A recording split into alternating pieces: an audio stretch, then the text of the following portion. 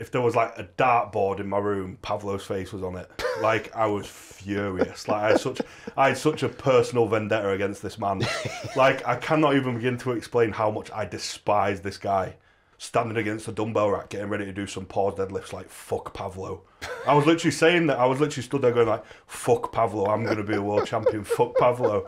And it's funny, I hope that he can listen to this and like, if it translated into Ukrainian or whatever, he can derive some sort of pleasure that he literally sent me insane. Because I really like the guy now, but that was where I was at the time. Like, but that, yeah, I was just like, just fuck this guy. So Luke, you've achieved a lot. Oh, has it started yet? I've started now, yeah. Okay. So I told you that's the best one. Yeah. I want to know what one of your proudest moments was, right? Was it, I've got a couple of options for you. You might have a different one. Was it being a European champion powerlifter? Was it... world champion. Was it being a world champion powerlifter? Was it, that's in my notes as well. Was it being Europe's strongest man? Was it making it to the final of WSM on your first go? Or was it opening your school's Hall of Fame? Opening my school. I didn't even open it either. Did you not? No, I was supposed to, and then I gave him a t-shirt, and I think I was at Laura's, so I didn't go. Sorry. Oh, right. Aye, sorry, I let you down there. Oh, that's on your school's news bulletin. Yeah, I know. Oh, well, it is what it is, isn't it? But, no, to be honest, it's a weird question for me personally, because I actually look back on my athletic achievements, not with any badness or anything like that, but they're nowhere near as important to me as I used to. Face me a little bit more. Huh? Face me a little bit more. Oh, sorry. Yeah, sorry. You see, that's because I'm used to doing all these interview skills. I know, Am I talking to you now? Yeah, of course we are. Okay, this is just me and you.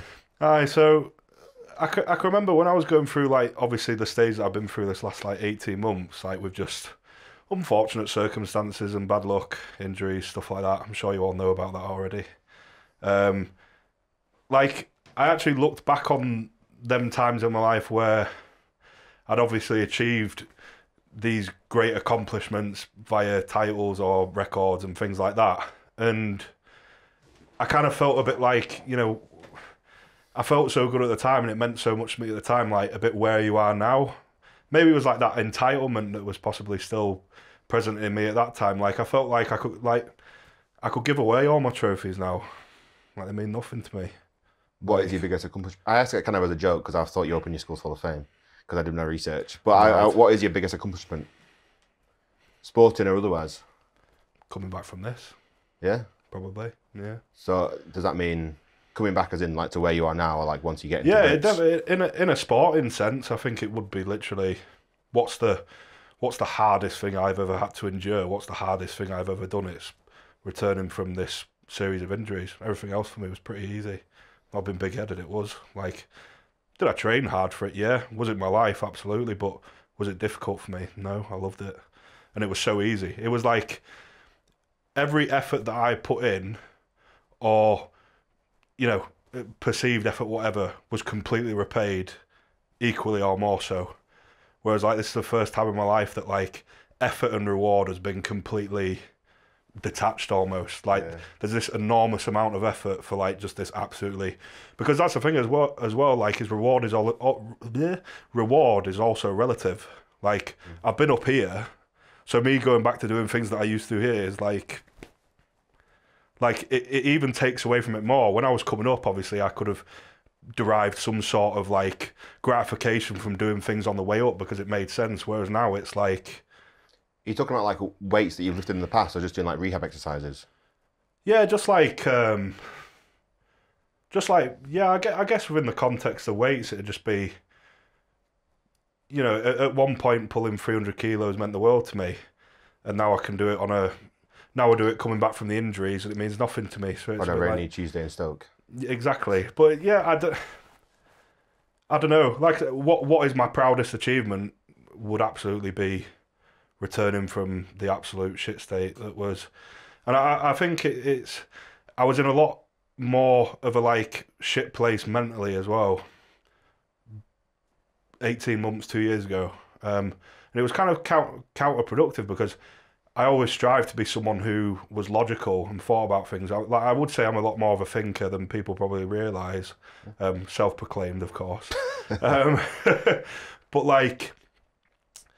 it annoys me that I let myself get to that point where I was chasing kind of them extrinsic validation points. Like I never thought of myself as someone who'd kind of dip to that. Like I think that's as dipping, because when you stop doing things for yourself, not in a selfish sense, like not in like, oh fuck everyone else, it's all about you, not in that sense, but when like you start compromising what you know is good, like good intent because of a trophy or because of recognition or because of like validation and likes and this person saying something good about you. I just think that like I'd have thought I was a lot stronger than that mentally, like whereas I wasn't, you know. So what kind of person do you think you were like 2-3 years ago compared to like what is the shift you've gone through now, like personally? Just matured a lot. Yeah, not that I think I was like I think I'm obviously very talented within the realm of like sports. Like whenever I've done a sport, I've always been good. I know it's something we spoke about before. Yeah, you won footballs and stuff. Yeah, but like I've never felt like I had to try hard at sport. I just did because I love it. Like sport is my passion. Whatever I do in life, I'll always try and be absolutely pushing the limit of a physical attribute of some sort. Like, yes, I'm very talented at it, and maybe the reason that I'm passionate about it is because it's something I've always been good at, which has made me want to pursue it. But yeah, I just think I didn't realise how heavily reliant I was on my talent, because when push came to shove, I'd say I was very resilient anyway. And I would say that, you know, I did do things when you didn't want to do them. You know, when I was powerlifting, I was spending like 6 hours in a gym. Like, I didn't particularly enjoy every time I went in the gym, but it was pretty easy for me to be there. Now I look back, I think, yeah, it was pretty easy. Like, I was in there smashing big weights, feeling like an absolute animal. Like, everyone was telling me how amazing I am. And then you come away from that for 2 years and you kind of realise the fragility of it all. And then you've got to rely on only yourself, really. Obviously, I've got great people around me, and I think that's what's kind of contributed mostly to the development that I've made from a more of a personality aspect, has been that I keep excellent company, in my opinion. And you know, I just think that because of my high achievement, I thought that my high achievement also meant high effort, which it did, but it wasn't ever like hard for me. Yeah, it was always very easy. What are the things now? Because when the first day I met you, this is what we were talking about just before. You said you wanted to be a 6-time world's strongest man. And now when you look to your future, to your sport, to your goals, what is it still that, or is it, what does it change to now? Or is it something outside, like more external than just being success in a sport?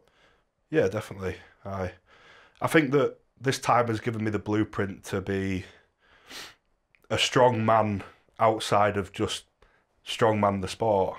Like, I'd say I'm a valuable friend. I've been through stuff. I've done hard stuff. I feel like I've been through it in a way that was conscious enough that I can kind of be like, oh, well, this was like this because of this. Like, I haven't gone through life blindly for the last 2 years. I feel like I've been very aware. And I feel like within that awareness, there's obviously a lot of lessons that lend itself to any situation in life, really. And I think that makes me more valuable as a partner, as a friend, as a person. And yeah, I just think that you know, my at one point strongman was my life, and I would have died to win world's strongest man. And like I say, I've got no reason to lie. Like, if you said to me, take this pill, you win world 6 times, and you die the day after, I'd have absolutely, I swear, I'd have promised my life on it. I'd have done it. I believe that. You told me that. We've had that conversation a lot of times. Yeah, I wouldn't now. No, because I don't know. It's not that it doesn't mean anything. Obviously, achieving high athletic achievement is something. Yeah. Like, it's the reason we value it. But like, and if it meant nothing to me, then I wouldn't necessarily. Like, why would I spend my life pursuing it? And obviously, the nature of strongman is inherently dangerous, and it isn't particularly good for you. So if I saw no benefit to it, why would I do it? But I think more it's now like the lessons within doing the hard stuff rather than the achievement of the highest thing itself. And I think going back to the way you said, like the 6 world's strongest man titles and stuff like that, I look at stuff like that now and I do cringe a bit, probably because I've become a bit more objective in my way of like strategizing how to return to strongman. And he'd be like, right, I can do this, and that means I can do that, and then I do this and I do that, and you know, if I focus more on my cardio and I nail my food off, and it's like controlling variables. And I think when I used to say things like that, it was almost like the only variable was like me just wanting to do it. Right.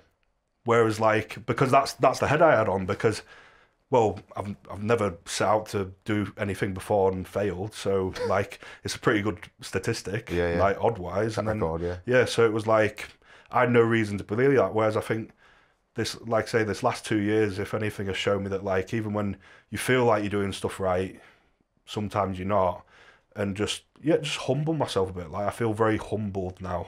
Yeah. Definitely have. Grounded, I think. So changed a little bit. Yeah, because if I was to win 6 world strong, I know we said this earlier. If I was to win 6 world strongest mans in a row, that's 6 years of competitions. That's if you win all of them. Yeah. And like so much can happen in 6 years, and then for you to win all of them, especially at this day and age, I'm not saying it's impossible. I'm not saying I'd never want to do it. Of course, who would get into strongman and not want to be the greatest ever? Like, if anyone says they wouldn't, in my opinion, they're a liar. Like, why wouldn't you when you could be?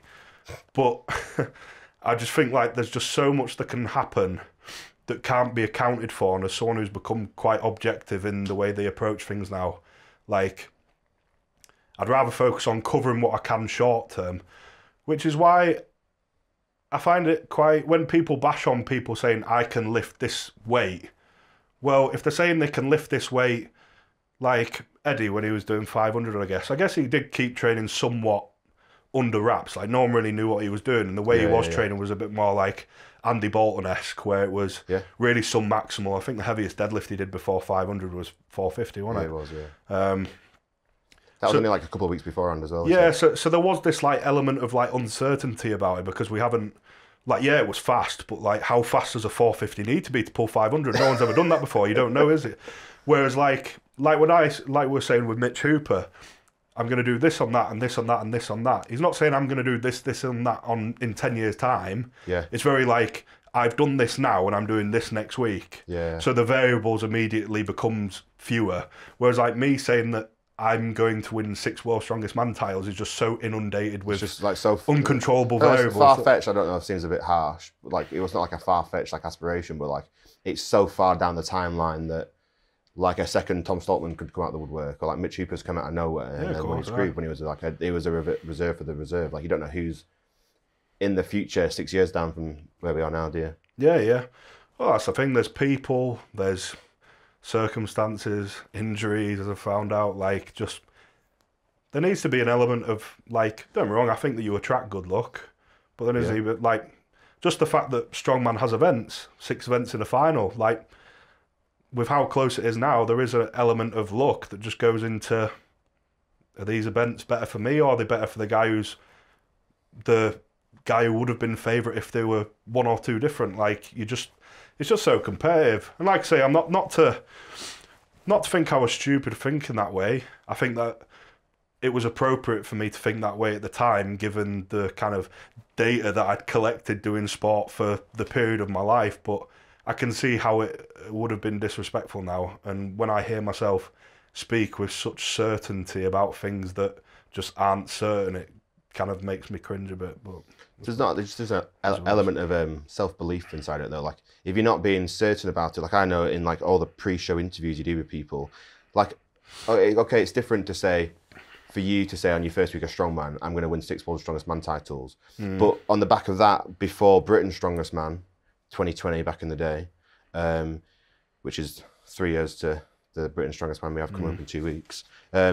People say, are you going to win this Brits? And you're like, yes. Whereas there's other athletes there that potentially had the ability to win it, that you'd ask them and they'd be like, oh, well, you know, like this guy could do well, or I could do well. Like you've got to have the conviction within yourself first to then actually go out there and achieve that. Whereas if you don't, if like within yourself, like you're going to Brits in 2 weeks and someone says, are you going to win Brits? And you said, no, then you probably already lost. Yeah, I guess. I don't know. I just think that, like I say, I was mixing an aspiration with just certainty. Like, and I think with Britain's, like if you said to me, like, do you think you're going to win Brits? I'd say I'm capable of winning Brits. Do you think you're going to win Brits? I think I could. Yeah. I think I could. I'm not going to say hard yes, you know. Realistically speaking, I could not. Like, and not because, like, don't be wrong, if I get that there's a level of confidence, but I think sometimes because things can be cropped and things can be put on Instagram and you need to kind of come off as confident, because part of being confident is almost pretending you're confident if you're not. Like, you can trick yourself, can't you? Like, Yeah. I'm not trying to trick myself. I'm not trying to trick no one. You could say, are you 100% for sure going to win Brits? I don't know. Like, I can't say 100% for sure No, that I'm going to win Britain's Strongest Man. But like, to me, there's a confidence in that. Yeah. Because like, I don't need to pretend to myself that like I'm 100% going to win Britain's Strongest Man. Do I think I can win Britain's Strongest Man in 2 weeks? Absolutely. Am I gonna? We'll see. Right. So So now we're 2 weeks away from Brits 23. Yeah. So Brits 2020. And you were saying before that, like, I need to win this. I remember you saying, I need to win this because I need to qualify to World's Strongest Man because I want to be, you know, if I want to be World's Strongest Man, in my head, like, I need to win it. Yeah. So, like, you at the time, you saying, I want to win this, and now you're saying, I could win this, I've got the potential to win it. At the time, did you really think that you had the potential to go out there and actually beat the Stoltmans and Bish? Or was it just because you really wanted, like, obviously your mindset's changed now, but, like, looking back now, do you still think in that moment, like, you believed within yourself that it was a possible, like, you had a good chance of going to win? Yeah. Yeah. But then, belief and ability aren't like 100% like correlated with each other, are they? That's true. Like, am I less likely to win Brits now than I was in 2020? Because no, I don't think so. That's the thing. Like, I get it to a certain extent. That was also your third show, wasn't it? Yeah. Like, and obviously there were, again, at that show there was a lot. This is what you're going to be your seventh, sixth, seventh. Seventh. Did we count the second Worlds? Yeah. Well, you can if you want. I seventh, I guess. Yeah. If you weren't there, you wouldn't have torn your biceps. So I guess, but yeah, no, I get it. I get believing in yourself, but that's why I think. Do you know? Because of the way I now view things personally. Yeah. Do you know when someone sits down in front of something and says, like, I am going to win?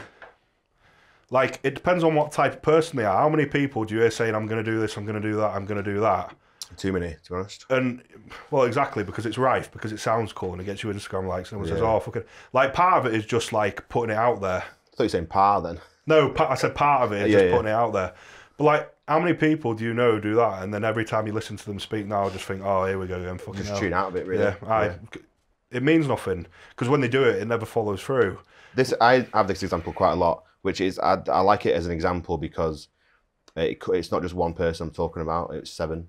At Europe's 2021, everyone was saying they're going to hit a 200 kilo log. Yeah. I'm going to hit world records. I'm going to smash this, smash that. And the 7 guys failed that opening lift. And it's like, I mean, everyone said they were hitting 200. Everyone came in and missed at 180. And it's just like, when every single guy there says, I'm going to do this, and then literally none of them get it. But that's more weird to me, because do you know if 7 of them were sitting there saying, I am going to win?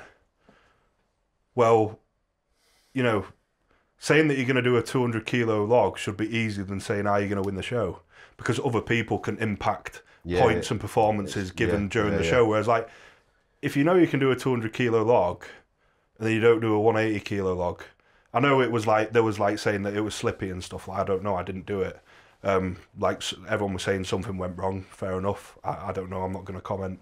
But yeah, like, something has to go more wrong for you to be incorrect on a prediction about lifting a weight than winning a show, in my opinion. Yeah, definitely. Yeah, because obviously it's one event as well, but it's also like, I'm going to hit this number that I think I'm capable of. This is why like we were talking about before, we like Mitch. Well, I like Mitch because his predictions are always, he's missed a couple, like the 500 kilo deadlift, whatever, but that's a big one anyway. But like a lot of his predictions, like even when I've had an interview with him before the show, like his whole big prediction, I'm like, that'd be impressive if you get that. And then he goes out there and he actually beats his prediction, which was already like an impressive what he set out for himself. But he's just very measured, I think, and like he knows what he's capable of. And he can go out there and perform on it. You can tell he's like done an extensive amount of like scientific academic work, because it is like all of his statements seem to be backed by hard fact. Yeah. Nothing's like, so like I can do this yoke in 5 seconds because I believe I can.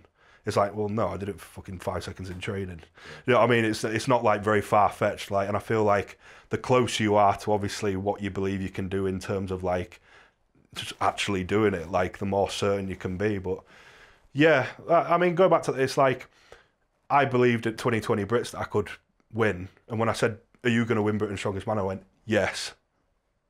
I believed it more than if you said to me, "You're going to win Britain's Strongest Man."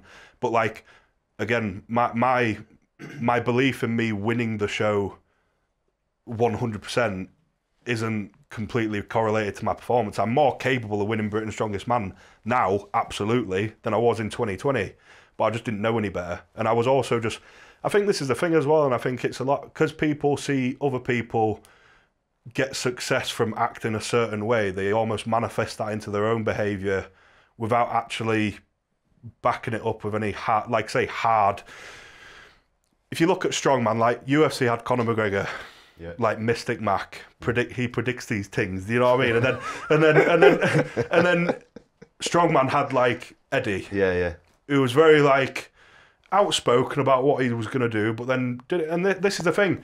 I'd say I'm quite harsh. Back up your bullshit. Yeah, Harry, write that down. Yeah, I'd say I'm quite harsh on not judging people, but just kind of like I'm harsh on myself in terms now more so in terms of like my words need to be backed behind something. Yeah. Like they can't just be words. Like they've got to be like just there's got to be some concrete flooring underneath. Foundation behind your claims. Yeah. And I feel like it gets to the point where Eddie, obviously personally, it got to the point where, do you know what, mate? Say what you want, because every time you say something, you fucking do it. Yeah, I got to that point with him as well. Do you know what I mean? Like, it was a real turning point for me, because like I was like the biggest Eddie Hall fanboy ever, and I was like, there is no way he is doing 500 kilos, impossible. Like I didn't. I was into powerlifting that bit. I was, you know, I kind of understood a bit how like training and programming works, and I was just like, I'm just not seeing anything here that means that he can lift 500. And the record's his. It's 463 kilos, 37 kilos in a year, like. But then he did it. And then from that point on, I never questioned anything he did ever, because that was the most outrageous thing he did in terms of like redefining what his word meant, in my opinion. Like as soon as he deadlifted 500 kilos, which was so like out there, outrageous. It was such an outrageous thing to like proclaim that you're going to do this thing that is just, you know, it's your record. Like how are you going to break that by 37 kilos? Like it's outrageous. It almost made him saying that he was going to win World's Strongest Man look like, oh, well, it's fucking sure bet now. Yeah. Well, that goes on to the point about the log at Europe. So, was it more of a claim to say he's going to win Worlds or pull 500? Probably pull 500 is more of a bigger claim. What, in terms of the significance of it? Well, like people saying I'm going to hit a 200 kilo log, he says I'm going to pull 500. But then him saying I'm going to win Worlds seems more likely then, or just because he pulled 500. Yeah. But pulling 500 is like I think winning Worlds is more of a claim. Less of a claim than saying, like more of an outrageous claim than saying, I'm going to pull 500, just because of how much of a leap it was. Yeah. It's weird how it kind of changes from what you're saying. Yeah. No, I just think that like, yeah, like it came to the point where it was like, he's made such audacious claims and just completely backed them up. Yeah, because the year after that, it was the Axel, wasn't it? Yeah, Eddie was a monster. Like, I don't think that, I think that, I was saying this to Gav. No, was it Gav? No, I think it was Paul and Shane. Like when you go back and watch some of Eddie's old training, it's like because he's become Eddie Hall, the personality now, the person, the entertainer. Yeah. He's kind of managed to detach himself somewhat from the strongman. Yeah, he has. Although he is always a strongman at heart, he always trains and stuff like that. But like Eddie still signs things as world's strongest man in 17. Yeah. Like because that's where he started, and I actually quite like that. Like he realised that that's what his success is built upon, and that was his plan all along, was to, I guess, gain the credibility and notoriety through sport, and then use his own personality, which is a funny one, and it's an entertaining one. Something Terry said in here before was, "Once a president, always a president." Yeah, that was his quote. Aye. Which is the same for once you've got that title, that's who you are. Yeah. But No, I do think that when you go and you see him like squatting 365 kilos for like 8 reps on an 8 foot bar in fucking Nike Air shoes with no wrist on, with no knee sleeves on, no knee wraps, nothing, no belts, like just outrageously strong.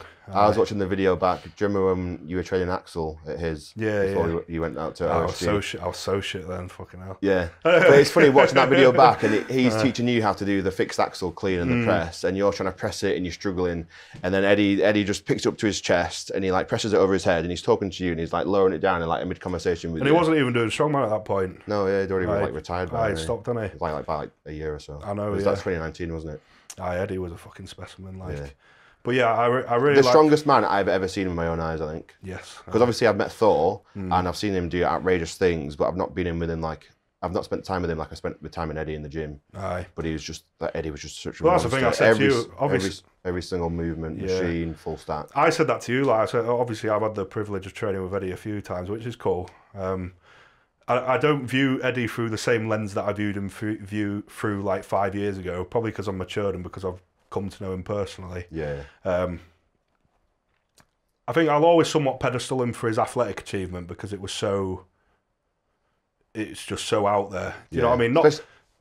But I think, when we were like been to train, I know I've said in the past and stuff with you when I've been there, and even though every time I've trained with him, he wasn't doing World's Strongest Man anymore. He wasn't even doing Britain's Strongest Man anymore. And it's like, I was coming up and I was like doing Britain's Strongest Man. I was doing all these things. And like every single machine in the gym, he was spanking me. And I was like, what is going on? Like, not that he didn't care anymore. He was still heavier than me and things like that. But like, it was so like doing like low rows on that hammer strength machine and like doing like side lateral dumbbells. He was smoking me. I was like, what the fuck is going on? And do you remember his like dumbbell warm up before he actually trains? Yeah, aye. What was his warm up for that? I can't remember. Like, he did 6 kilos, 40 reps or something, didn't he? Yeah. Stupid.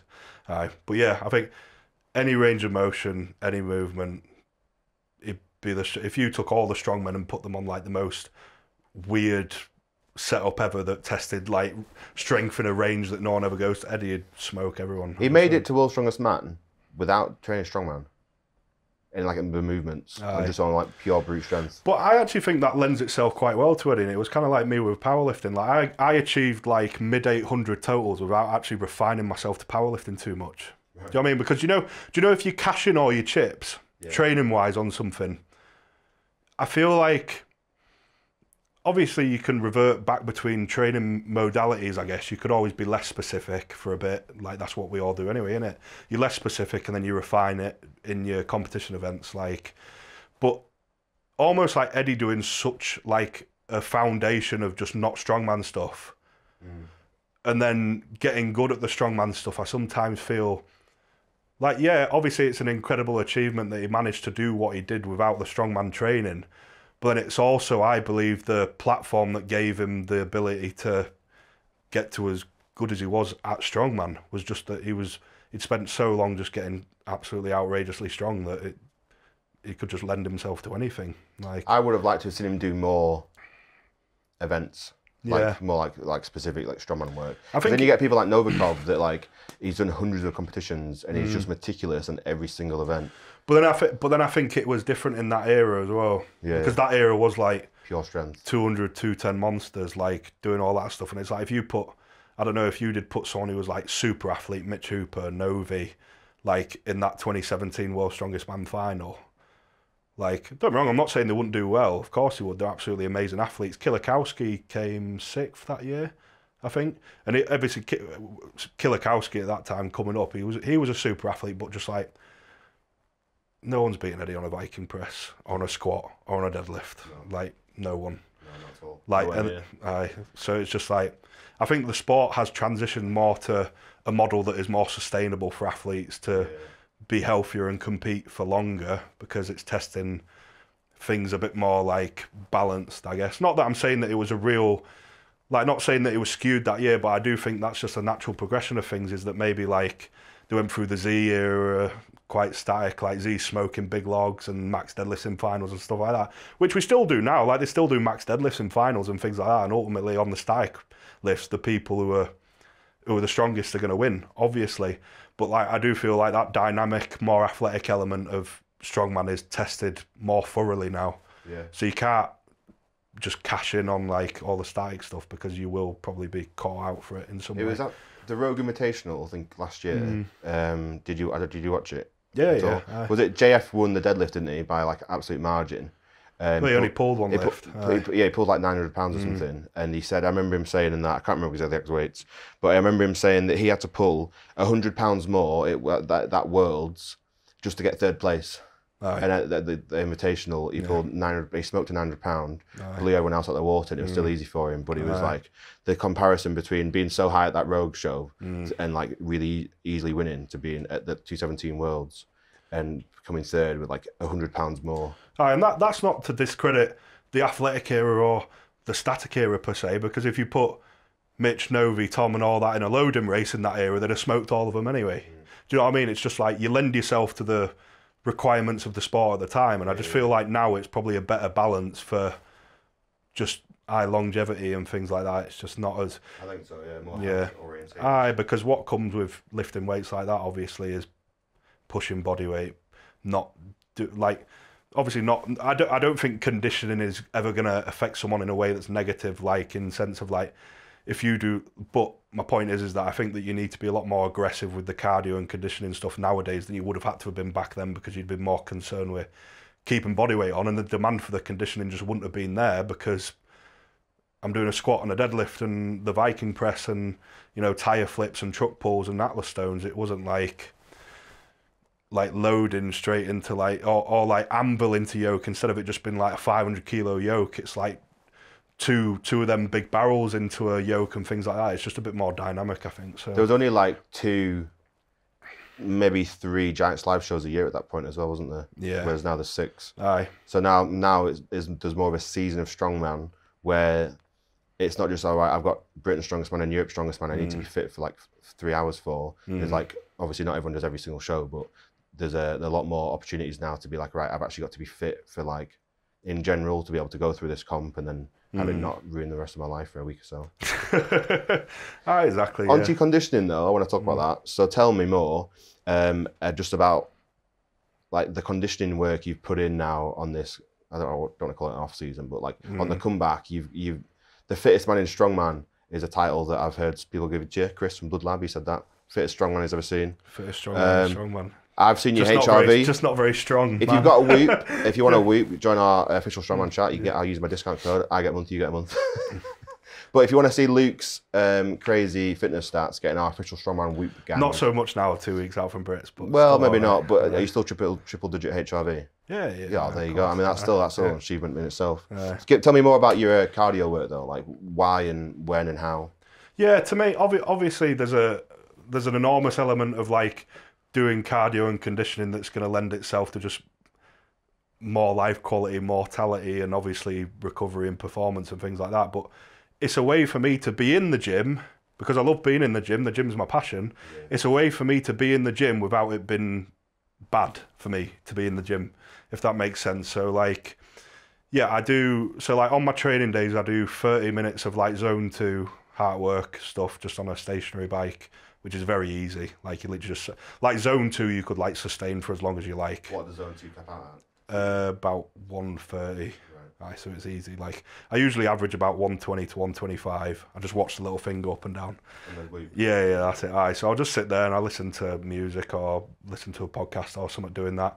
Like I say, I like doing stuff. I love being active. I love going in the gym, and it just feels like another box that I've ticked that isn't going to destroy my body, because I think that's the thing. I was spending a lot of time in the gym pre-Worlds when I got injured, but I was training 5 days a week, and all my sessions were probably like 3 hours long. Yeah. So like obviously 3 hours long, that seems like an underestimation. Well, yeah, some of them were a lot longer, but like for a lot longer until like 11 o'clock. But say it was 3 hours, 4 hours. Say it was 4 hours. Yeah, then like I've accumulated 20 hours of work in that week. Yeah. Whereas now, like I'd be surprised if I'm in a gym doing a training session for like 2 hours. Right. So like, and I'm doing that 4 times a week. So take that 8 hours. Well, I've got 12 hours to make up. So I do the conditioning, that probably takes me up to like, I don't know, 12.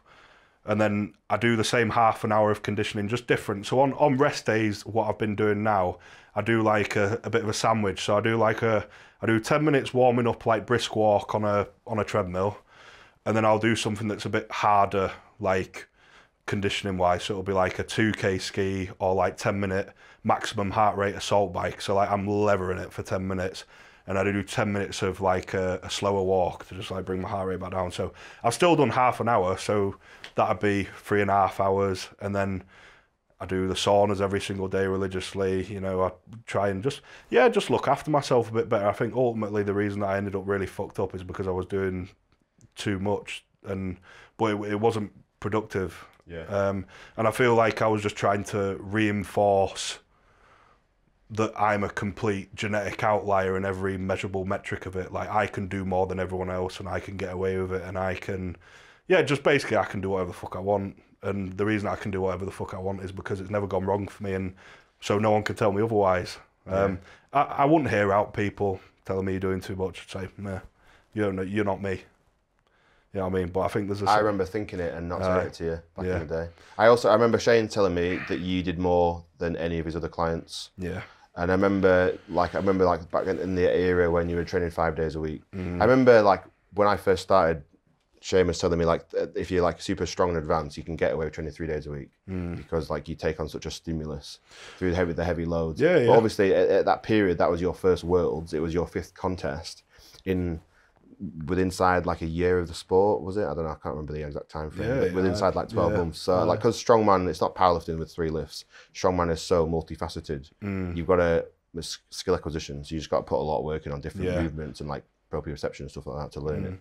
But I remember thinking back in the day, like if you just pulled it back, like if you want to, I remember you were, how I thought at the time for you was, you said you wanted to be the greatest all-time 6 titles, but then you were training like you were going to have to win this one World's Strongest Man, and it wasn't about before something went wrong, being in the sport for the next 20 years and winning 6 titles kind of thing. Like you were just on a rocket ship that was like getting there as fast as you can, whereas for 6 titles you have to have longevity to be in the sport to get that kind of achievement. It was complete mismatch of like actions and words, which again is something that I've come to hate, and I think something that I've really tried to work on over the last 2 years is not contradicting myself with my beliefs, my actions, what I say, what I think.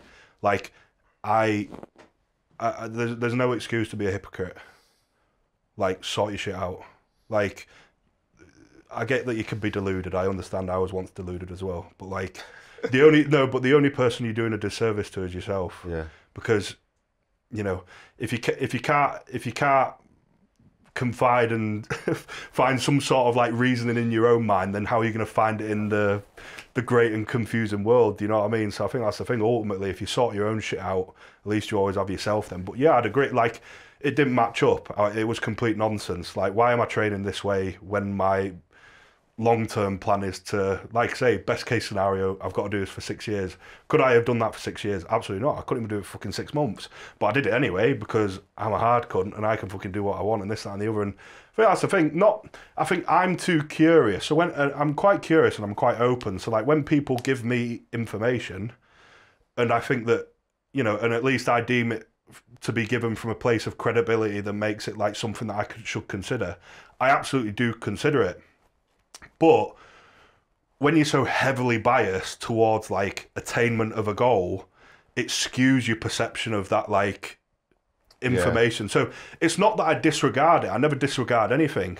Like I will take in and think about what anyone would say really, because sometimes things don't need to be reinforced by some sort of like athletic credibility. Like someone who just has an eye for something can tell you something that you didn't know, and if you can process that in a way and then put it into whatever you want, like it's beneficial. It's got to be beneficial. But I think at that point, like, it wasn't that I didn't want to hear it, and it's not that it fell on deaf ears. It didn't. It was just going to the round table of the Lukes in my mind, and there was only one fucking bastard. Strongman Council. There was just one bastard speaking, and it was the fucking dickhead apparently. So well, that's why I remember thinking it at the time, but I never actually said anything to you because I could see how far in you were. I couldn't be stopped. To be fair, I've always admired your, like you call it, curiosity. just like your ability to listen to what other people have to say and to take it on board and apply it. And where there's other people, maybe they're not. I don't know if curiosity for this certain thing is the right word for it, but like they just wouldn't take anything on board, and they just like they don't want to hear anything from anyone, and like unless. Like you've got to be like the top of the level to like even give like hear advice from anybody. I was like, oh, what do you know? You know. Yeah. Like, so someone can always tell you something you don't know, and ultimately you've got to process that in a way that you can either deem it effective or not. But like, what's the point in not listening? Because if it's not effective, you just don't do it. Yeah. Like, what have you got to lose? That's the thing. Like, as it goes through the calculation of my mind, I just think, well, why would I not listen? Because if it's shit, I'm just not going to do it, and it could be good. And then if it's good and I can internalise it and put it into like a practical element, and yeah, it's worth listening to, it. But I think, yeah, and it's weird because when I think of that, it's like I think back to that stage with me 2 years ago, and I'd say I was quite arrogant. But then it's not like taking what everyone says and like considering it not arrogant. Do you know what I mean? I was almost arrogant or ignorant. I don't know if it was arrogance or ignorance. I suppose they're quite closely intertwined, aren't they? But like, I guess what I'm trying to say is like, I think because I became too attached to like that sporting ego side of it, that was like the arrogant me, but then under it was always this like humility that like someone can always tell. Do you know what I mean? Do you know what I'm trying to say? It's like, it was just, it was weird. Like, it was almost like I wasn't arrogant in totality, but I was like arrogant in certain things, but like, I see that. Yeah. Whereas now I try and I try and be straight, like throughout. I try to like be constant. Like, I don't like to, I just think that it's better to be, like, if I am this, I am this. Because as soon as I start letting myself deviate from this, it like, I just think it could go wrong. Do you know what I mean? I don't know. But yeah, I guess within the construct, like, I wasn't arrogant enough to like not digest it, but I was almost too arrogant in my judgment to actually put it into practical, like, action terms, I guess. So you've torn your bicep twice, not physically, but more kind of like emotionally, mentally. Which one was the most painful? Second. Yeah. First, I didn't even really care. Tell me both stories, or tell the people both stories about your bicep for people that don't know. Yeah. Tell the story of your bicep tears. So, World's Strongest Man 2021, I ruptured it the first time in event 1. Didn't really faze me. I was like, done loads of hard shit in my life. Everyone does this. If they can do it, I can do it. And then I had the surgery in America, and it just never felt right. I committed to an extensive rehab. I gave myself a lot of time off. I was like, I'll do Britain's Strongest Man next year. Britain's Strongest Man was in February. Worlds was in June, so I was like 8 months, loads of time. 8 months. He says I can get back to normal training after 12 weeks. So I'll do steady reloading for 12 weeks and then start phasing in some strongman stuff. Easy. And I'm like 6 months in, and I'm like, this don't feel right. I'm still struggling with like 10 kilo bicep curls. It hurts. What's going on? But then I just thought, well, maybe this is just how it's going to feel forever. Got like 3 Atlas Stone training sessions back into getting ready for Europe Strongest Man 2022. Yeah. I'd had knee surgery in December as well, 2021. Yeah. That's why I didn't do Britain's Strongest Man. So I was doing, well, I wouldn't have done it anyway because I literally tore my bicep the day before Britain's Strongest Man. But I wasn't in to do Britain's Strongest Man because I had my knee operated on, and my knee was a nightmare, to be fair. And then I was getting ready for Europe Strongest Man. My third stone session back in, I was lifting a 120 stone, and it just came off again. And I think it was quite bitter because, not that I just feel like I haven't learned my lesson yet. Not in the sense of the way I was doing it. Like, leaving it 9 months was very, very sensible. Yeah. I wouldn't say, but just in terms of like, I hadn't been humbled yet. Do you know what I mean? The lesson wasn't hard enough learned. Like, the lesson, and that's the thing. I think I was like relatively unfazed by tearing my bicep at Worlds 2021. It didn't bother me at all. Like, it didn't hit me hard. Like, I wasn't like going into mental turmoil because I was just like, well, put it back on and then I'll be sound. I'll get back on with it. Because that's when you're strong, it's easy to be strong. Yeah. And at that point, at least egotistically, I was the strongest I've ever been by a country mile. There was nothing I couldn't do. You would tear my arm off, cool. I'll just put it back on and I'll just get back on with it. Like, you know what I mean? That's what, like that's a. It was very like, well, everything's easy for me, so I just put it back on. This will be easy as well. Yeah. And then, but I actually feel like it was a bit of a blessing in disguise rupturing it for the second time, because the second time I ruptured it, I was absolutely miserable. Like, so are you grateful for it now? Do you think? Definitely. Yeah, it's a weird thing to be grateful for, isn't it? But you've gone through a mentality shift. But it's funny though, because you know, like if my bicep was never right, and I could never fulfill my athletic aspirations as a strongman, still the best thing that's ever happened to me. Just because of the kind of personality shift you've gone through. Aye. Like, no, go on. I've got like a blueprint to be happy now, right, without strongman. What is it? With the rest of my life, I think. Just got myself. Didn't have myself before. Constantly chasing something because I didn't feel like I was good enough. You know what I mean? Which is weird. I don't hate myself. Never hated myself. If any, I used to be at school. I can remember some guy saying to me at school, like, "We're doing." This would be funny. So we're playing like chook ball or something. Have you ever heard of it? Chook ball. No. So there was like one of our PE teachers. She was like part of like the British chook ball team. So it's like a ball you throw it against a trampoline and it's got to bounce off the floor. So there's two trampolines. The little one. Yeah, it's like a mini trampoline that's like a 45-degree angle, and you like throws it. It was kind of like spike ball. Yeah, I don't know. It was spike ball's like a little trampoline. And you just have to bounce the thing off it, and everyone else you just have to bounce it off. It's similar to that. Yeah. So like we were playing this game, and I was really good at it. Right. And I can remember being really cocky about it because I was really good at it. I was like 16 at the time, and this guy who was like, "Oh, you just think you're good at everything, don't you?" And I'm like, "I am." You know what I mean? Like I was that kid. Like I was just a fucking dick. Do you know what I mean? But like, yeah, like I was just like, yeah, I am. So it's like it's never like I didn't believe in myself and I didn't love myself, but I was just always chasing, just like chase. Like I always felt like I had to have a goal that was bigger than. It had to be bigger than me. It had to be bigger than like. Yeah, like. Where does that come from? No idea. Always had it. Yeah. Yeah. Born with it. Genuinely. I've been like that from as long as I have had like memory from like being a child. Like I have always had that. I've not. Is people in your family like that? No. Nobody. No.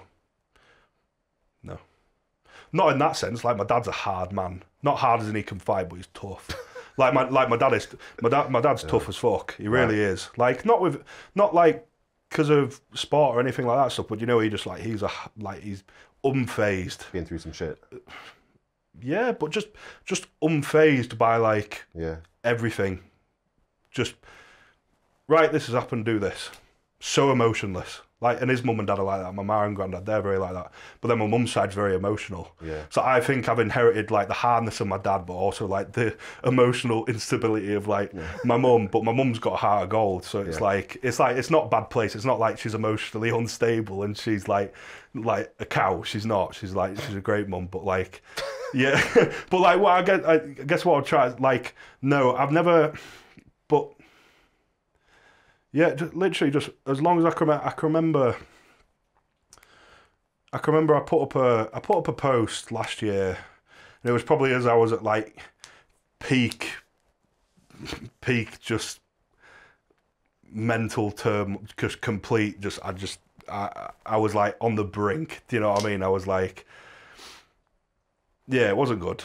Like, it wasn't good, and this isn't to get into like a mental health thing because I don't want to get into that, to be honest. But like, yeah, I wasn't good at all.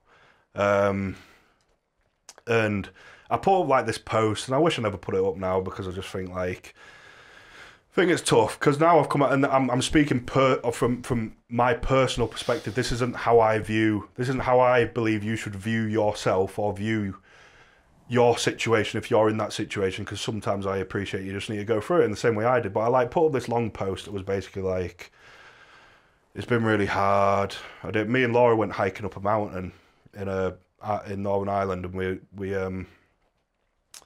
it's like the highest peak in the north. So we set off and we wanted to be up there for sunrise, so we set off at like 4 o'clock in the morning. It was the first time I got out of bed with any sort of like ambition and aspiration to do something that wasn't just like smashing codeine and morphine. Like I was bad. Laura like walked in on me and I was like just absolutely off my, like I spilled it all over the floor and stuff because I was just getting so absolutely off my dome on it. Because it hollowed me. You know what I mean? I didn't want to face the like. It's weird though. It's a blessing. It ties back into what I was speaking about before without becoming too abstract. Like that voice that I've always had from I was young is like. Now I believe I've learned to harness it. It comes out of me when I'm doing stuff that's really difficult. So like when I'm like 4 minutes into a 2K ski, like it comes out of me then. It's productive. But like the problem was then I had no outlet for it, and I didn't know how to control it. It controlled me, which is the whole reason that I ended up in that stage in the first place, was because I had this like hyper competitive, just friggin' ego orientated, just voice drive, go, like you're never enough, do more. And I didn't know how to shut it off, but then I didn't know how to shut it off, but I had no outlet for it either. Yeah. So it was like not productive in the slightest. It was just completely just like fucking me over, basically. Yeah. So we set off and we went up this hill, and we took some pictures at the top that were nice, and you have moments of reflection, yada yada yada. And I can remember putting up this big post, and like I say, this isn't me speaking on behalf of everyone who's going through a struggle and stuff like that, because I'm not immune to struggle. I've been through struggle. I did go through struggle at that stage, and was it probably necessary for me to speak the way I did at that point, where it was like a bit like I am almost a victim of poor luck and bad circumstance? Like, yeah, because maybe that was my way of like internalizing it and trying to move past it. But I look at that now and I just think like the main problem with me then was that I just need to get over myself. Yeah. You know what I mean? You are not spared from the same things that you've spent your entire life being spared from. Do you know what I mean? Like bad luck comes to you as well. Like, get over yourself. The shit happens. The chip on your shoulder is a story that I've heard from when you first joined Darren's gym, wasn't it? Yeah. He gave you a bit of shit and tried to put you in your place a bit because you just... But that was, like I say, that's the same chip, the same demon, the same ego that I've had for as long as... I've had a lot of years of perfecting it, do you know what I mean? and it's very powerful when I need to utilise it, because when the chips are down, like, they're fucking down for me, like, I'm not fucking about, do you know what I mean? Make a fucking IG thing out of that. Like they really are. Like get a t-shirt. Like when I am 100% dead set on fucking doing something, I'm in that mode. But now I just know how to turn it off. I let it out when it's appropriate. And then when it's time for it to shut up, I tell him to go back in his fucking cage. Do you know what I mean? Like, not now. You don't need to be here now. The old parasympathetic switch. So what are you turning it on for now? You turning that up for Brits, or are you still pretty chill leading into this? Just when I need to, when it gets hard. Not even when it gets hard, when it's appropriate. Yeah. Just when it's appropriate, just pick your fights. Like that's where my sessions in this, my mentality in this, everything else has just been more selective with when I let that part of my personality be forced onto something, because it is forced onto it. Like, I will attack a 2K ski like someone is gonna die if I don't do it. That's how I get. Like, everyone in that gym probably thinks I'm an absolute maniac. Like, it's like a boutique gym, whatever the fuck that means. Like, there's like neon lights everywhere and shit. And I literally walk in that gym with my headphones on like a man on a mission, and I attack the skier like if I don't get a sub 7 minute time, like literally like Laura's gonna die. That's how I act. Like, it's like if I don't do this, like someone's gonna die. It's like, seems that like imperative that like this gets done at this time. But it's weird because like in other aspects of my life I am completely useless. Yeah. Do you know what I mean? Like, but this is what I mean. Like maybe that's the next step for me. But yeah, I've had a real battle of like just. I do think that I've relied on that natural instinct to carry me a lot, but the problem is that I never learned to control it because I never needed to. I just never needed to, because I was always like chasing something, and it was always appropriate that it was there, because my goal was always so audacious that I needed this like power greater than I to be able to do it. But now, like I say, I'm just a bit more deliberate, and I try to be methodical about things. And there's times when, like at Brits, I'll be there. You know what I mean? At Brits, of course I will be. But yeah, at that time when I was doing that, it was like I needed to get over. I just needed to get over myself. I needed to go through that time of like self-loathing a bit. Yeah. To organise my thoughts, because obviously I learned lessons quite harshly as I've got the scars. How long was that process for you? That was post second bicep rupture. So that was post second bicep rupture for me was when like stuff got really hard. What were the kind of darkest days of your kind of point then? What do you mean? Just like in that kind of like self-reflective period. Just like, I don't make sense. Nothing I say makes sense. Yeah, I was gonna fucking throw all my trophies in the bin. Just get fucking rid of them. Like, what are you doing for me now? Do you know what I mean? But this is the thing. Instead of being like, no, like, hold on a minute here.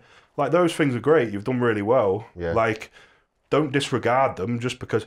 But like, I hated the person that got them because the same person that got them is the same person that's doing this to me. Right. Like, get control of yourself, man. Fucking wake up. Do you know what I mean? Like, just.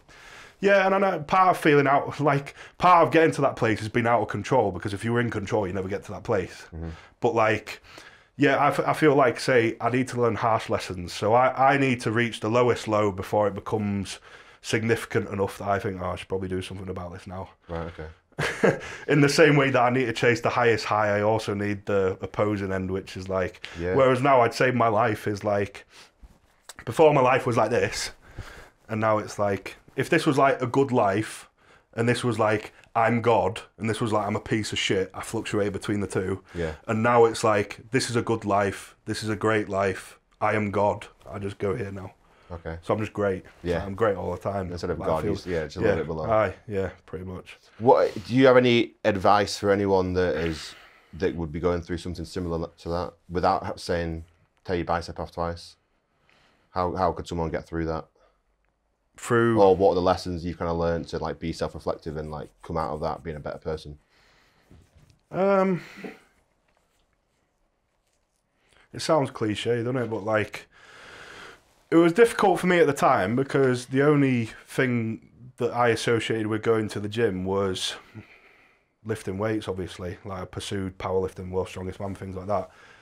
If you're so fucked that all you can do is go in one of them commercial gyms and get on, like, have you seen the spinny fucking handle things? Yeah. Do it. Like, genuinely, just do it. Like, you'll feel better. Yeah. Like, if all that you can do is, if you've damaged your upper body or you've damaged your lower body, I don't know, just pursue something. It doesn't even have to be physical. It's obviously physical in the sense, like, for me, because that's just what I like doing. I started playing chess as well. I started playing chess like a year and a half ago, yeah. Do you still play now? Yeah, I really like it. You boss at it? No, I'm pretty shit. Oh, in the grand scheme of chess, I'm pretty shit. I was a lot better. You'd beat me, probably. I was a lot better than when I started, but like, I'm still shit. Well, that's progress, linear progression.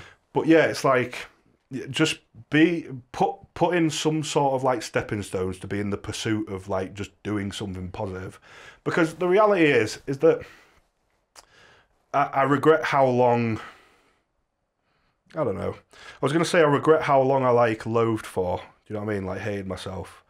But then maybe I just needed to hate myself that long to learn enough about myself of what I didn't like that I could start to put it right. Do you know what I mean? Because if I was only in that space for like a week, I wouldn't have like, oh, well, I don't like this, and this about myself. The way you think about that, and that is illogical, because I wouldn't have been there long enough. Yeah. Do you know what I mean? Like, if you've been in that space quite a long time, try and deconstruct it, take all the things that are making you miserable and try and like, just plan the next step towards not being these things anymore, whether that's rearranging your thoughts, rearranging your actions, things like that, just making sure things line up. Like, I have a lot of clarity in my own mind now that I didn't have before.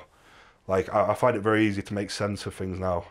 And I don't feel like I find it very easy to make sense of things for the same reason I did before, because I was just blissfully ignorant or arrogant. It's like, it comes from a place of like groundedness now. It's not like just spunking my fucking ego onto everything. Do you know what I mean? It's like, yeah, just plan your next step and see it through, and then just plan your next one. And it's cliche, but you know, you just keep planning your next step once you've done that. And that's the approach that I take to my training now. Obviously, I've gone a few steps up the ladder.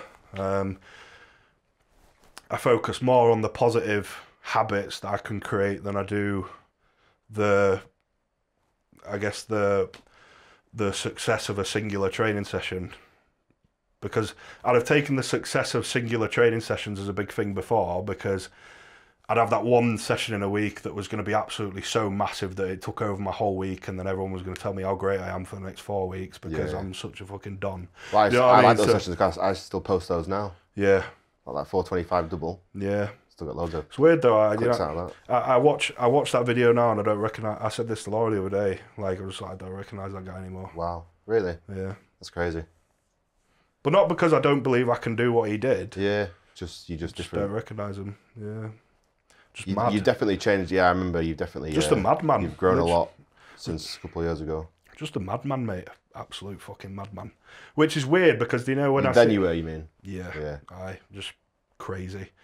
which I think, you know, you can critic just furious as well. Furious to prove himself. So angry. Recognise me. You know what I mean? Like, which is fucking powerful. Like, it can get a lot done, and it did for like many years for me. But I think it comes to a head eventually, and then that's when you see, like, it's weird. You associate the status with Big Z as being the GOAT. I used to associate with that with like the same behaviour that I used to, because that's how I thought you got shit done. You know what I mean? This like animalistic thing, but he's not. He's level. Yeah. He even speaks level. He Yeah, just he does. speaks. He's level, and I'm just like, you know, I see now. I think idiot. Me, you're an idiot. Like. That's big. You see Big Z now though as like 40-something years old. At well, maybe not 16, but as like an 18-year-old, he might have been more bullish. Obviously, he's very competitive. Yeah. But I think that like Eastern European, they automatically have that like bit of grounding. You know what I mean? I think like Western societies, probably lend to that more egotistical element of things more because it's just validated, it's praised. Something I've always thought. I've always thought the conditions people grow up in terms of like that Eastern European and Russian stuff. Like Russians are all crazy and they all live in like the snow and it's like freezing. They're all gritty as fuck. But all of them, yeah.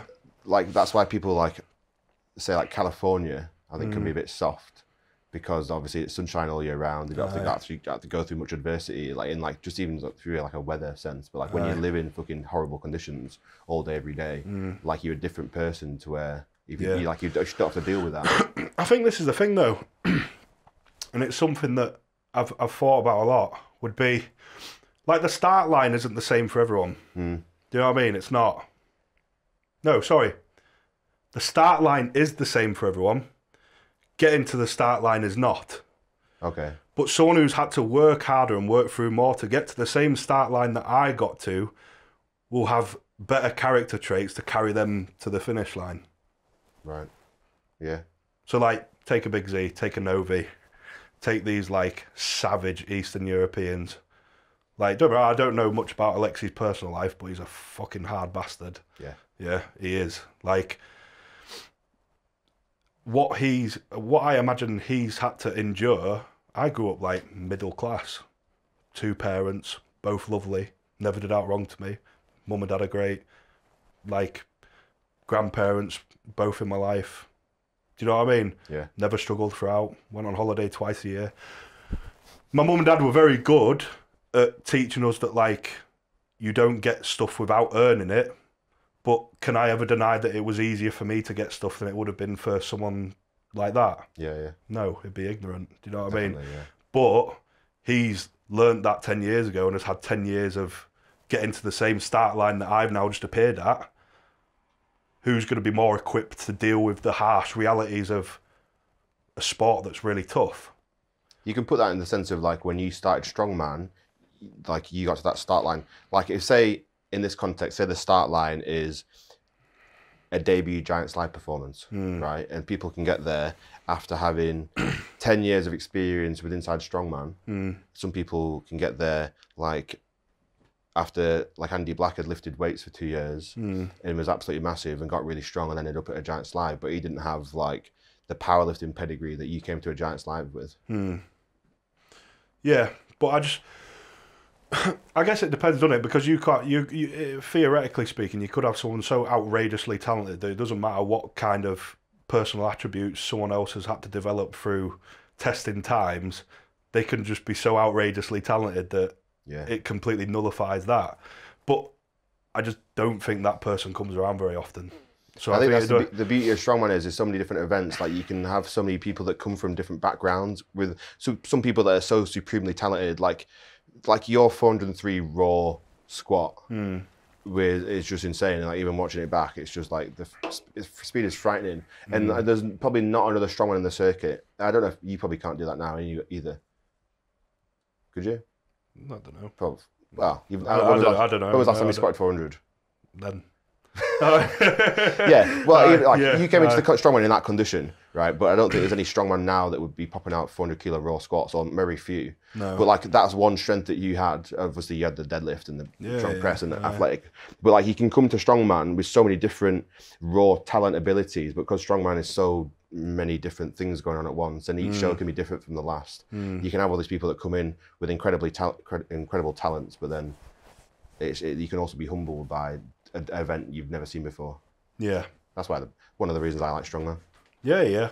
It's just really difficult. Doing strongman is difficult, but yeah, I just think that like I guess within the it's only that I think that I guess within the context of like something that's objective, like something that's pursued objective, like you must get to the start line before the game begins. Do you know what I mean? Like the start. I guess the start line is somewhat within strongman for me, and been someone who's obviously in pursuit of like the world's strongest man title, not because I think I'm owed it anymore or because it's an absolute, but because like I feel like I'm capable of it at some point if things go my way and I keep going the way I am.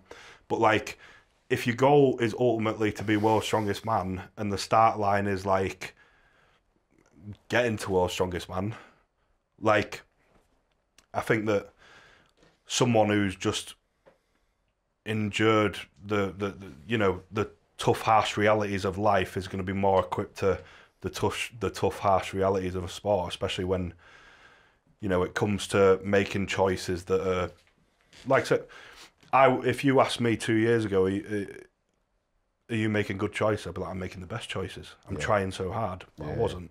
I was trying to. I thought I was doing what was right, but I wasn't, because it was too influenced by external factors. It wasn't all geared towards but whereas that hardness and that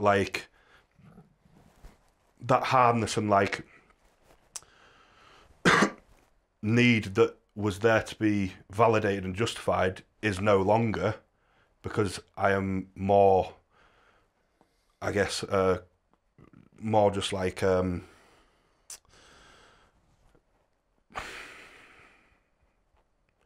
don't just that need to be validated, I guess, is some form of insecurity, and I've become more secure by enduring a difficult time and period that I've had to work myself out of.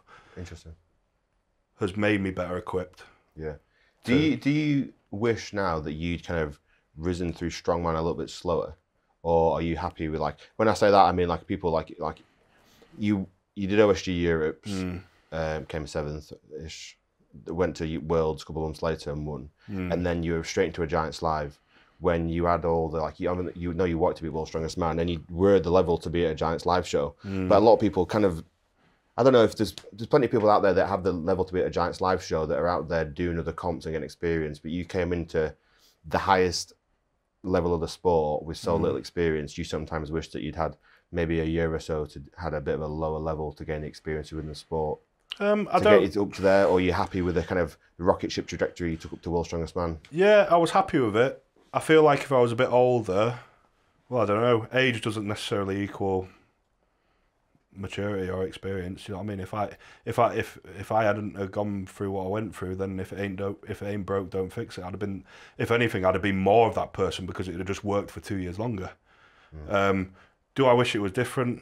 No, because I feel like avoiding the greatest challenge would be, if I'm in the pursuit of excellence, then avoiding the greatest challenge would seem a bit counterproductive. Don't get me wrong, I'm not saying saying it is, but I just mean, like, if I'm capable of being that level because I am strong enough to be there, then I'd rather face the greater challenge than go around competing in, like, UK Strongest Man and things like that, because it's not going to offer any sort of resistance to, you know, then it needs to be challenging enough, I think. It needs to be challenging enough. The reason that I got injured is because I set myself a challenge of getting on the podium or coming top 5 and stuff when I probably wasn't capable of doing that with the time that I was given, which meant that I had to go outside my means. But then on the opposite spectrum, if I was going around doing like northerns and stuff like this, and this isn't to discredit anyone who does that by any means, because this was for me at my stage in my journey, like for me to do that after beating Ben Brunning, who beat Novikov and all that at Manchester like a few months before, like what would I have learned other than, I just don't know. I don't know what I'd have learned. Like, the risk reward wouldn't have felt justified to me. Well, I think there'll be a little bit less risk in maybe a lighter competition or one that was less pressure there. But I mean, in terms of like competition and strongman specific, like random implement experience, because you can go to a different show anywhere. And you'll have the same event, but it'll be different equipment, which is always beneficial experience-wise. Which is one of the reasons I think Novikov does so well, because even if this event he's actually not done before or seen before, because he's done so many different types. Yeah, he can think of the best way to do something. Of course, yeah, and I think that's something that this prep me and Shane have done a lot more now. Would be, obviously I've come across from just regular gym reloading stuff back into doing some strongman stuff. And it's something that I did when I was getting ready for World's Strongest Man 2021. Like I said, you thought, oh, you're doing too much. I was. But I think that's because I was still adopting the powerlifting approach of I can train these things once a week because that's the schedule of time that is designated to me to do these things. But I was doing like 13 events a week, 14 events a week. But when I powerlifted, obviously there was only three disciplines. So it was like I'd bench 3 times, squat twice, deadlift twice. Check, check, check. So it was like the measure was a week, and in a week I have to do these things because that's what's coming up at competition. Does that make sense? That's what I mean. Yeah. No, that's kind of what I mean though, because you had 13 events, but half of them, like you'd never done them before. Aye. But if you had a longer time in the sport that was getting ready for, like you could have done that over the space, like a longer period, instead of doing it over a week. Like you could have had a competition where it was only 2 of those events, but then over the year, you'd have preached. You could have had, maybe not, but you would have been able to learn all those implements over a bit of a longer time scale without it being so intense.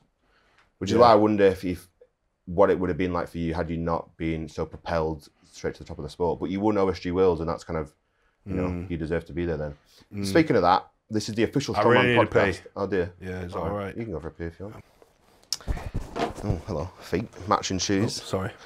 So this is the official Strongman podcast, as we all know. So I want to talk about official strongman with you some more. Go on. So tell me, what kind of, maybe, I don't know what the right question to ask is, I don't know where to start with it, but official strongman kind of, like with the games and Europes and worlds, like how is that, what impact or effect has that had on your strongman career, strongman journey? Yeah, well, obviously it was massive. It was the direct route for me. I think you hear a lot of people moaning nowadays about like, oh, I don't have a way in and stuff like that. And to me, that's just like bitch mentality, victim excuse to like try and give myself a reason as to why I'm not doing these things. It's like, shut up. Do people still say that? Yeah. I feel like that was like... No, like people still a bit more old school that was. No, people still say it. There's people are moany cunts, aren't they? But like, yeah, I just think, if you think you're good enough... I feel like I see less of it now at least. Yeah, probably.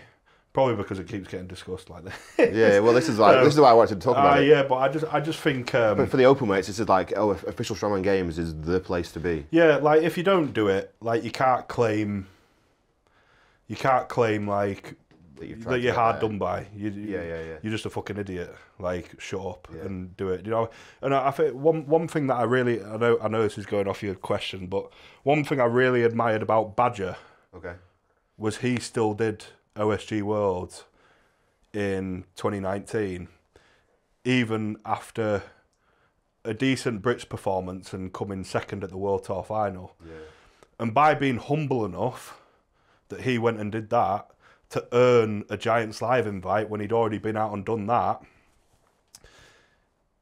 Darren invited him to Brits, and then he says, oh, well, I was already going to bring you back to World Tour finals because you came second last year. Yeah. And at that point, there was only 3 Giants live shows a year. Yeah, there was. So Badger is now in 2 of 3 Giants live shows. And it's hard to, if he did amazing at Brits, which he was on a streak to, why wouldn't he have been at Europe's as well? Exactly. Aye. So if you're good enough, and if you think you're good enough and you think you're hard done by not getting invited to these shows, stop being a fucking dickhead, get over yourself, right, and go to OSG Worlds. Do you know what I mean? Oh, there's not a way in and I'm not being invited yet because you've come fucking 10th, you idiot. Do you know what I mean? Oh, I'm not being invited to Britain's Strongest Man, this, that and the other, blah, blah, blah. Like, why would you? Yeah. Every time you go, you flopped. So go back to fucking OSG Worlds, you know what I mean? Like, get over yourself. There are loads of guys, not loads, there's quite a few guys. Sorry. No, I love it, go for it. It's funny, I've got a couple of points. What you said there, like what Badger did, Spencer Remick kind of did the same thing. Yeah. He was at OSG, I want to say last year, but obviously he was 23 now. So 2021 OSG, he was there. He came second place to Pavlo. Pavlo came then to Europe's, and I think because of obviously the Ukraine thing, he got his invite to, not because of the war, I mean because he's like a different nationality. Yeah. Where like because there's so many American athletes, it's hard to get an invite to World's Strongest Man because the pool of Americans is so big. Same as like if you're English. Yeah, but then I guess like the number of people who go to World's Strongest Man from America and Britain are greater than any other country. Yeah, no, but like if you've already got 8 athletes, like are you going to invite another 9th and a 10th? Or are you going to say, right, we're going to take someone from this other country, and this country, and this country, and this country? Which is why, people that do well at OSG from other countries are probably more likely to get a direct Worlds invite as well. If they can show that the standard of a World's Strongest Man, podium at OSG, and they're from a country that's not well represented, I think you've got a better chance at podium, like getting to Worlds. Which is why, one of the reasons I think Pavlo got invited to Worlds before Europe's happened. He didn't get invited to Worlds based off his Europe's performance. Because at that point it was just Alexei, wasn't it? So it'll be Alexei and Pavlo, weren't it? Yeah. And now there's the 2 Pavlos. And yeah, Alexei, wider now Pavlo. Aye. But yeah, so Spencer came second that year, and he came to Giants Live Albert Hall last year, and he didn't think that he put in a great enough performance to showcase, like give them a reason to be invited back. That's Fair why. play. So he was Fair like, play, right, so he came back last year, and then won. Fair play. Because he wanted to win his invite back, and then 2 weeks later he was at the team show, and then obviously next year he'll be invited to a couple more shows. Yeah, respect it. A lot of respect for someone who's able to be honest with themselves. You know what I mean? If you could, I think it's more of a thing at Britain's Strongest Man, because the Americans will probably feel in a better position to do OSG Worlds if they're not sure if they've proved themselves, because obviously the travel and expenses and things like that just aren't as great. Yeah. But then at the same time, if you're deluded enough to think that like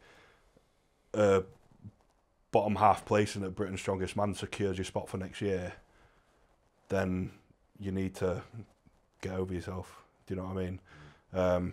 You know, I just think, why leave it up to chance? If you think you're good enough to be there, if you think you're good enough to be at Britain's Strongest Man, then you'll definitely be podiuming at OSG Worlds, if we're thinking logically. Do you know what I mean? So, there's no excuses, and the people that make excuses are just making one so they don't feel bad about themselves. The reality is they probably go to OSG Worlds and not even make top 10.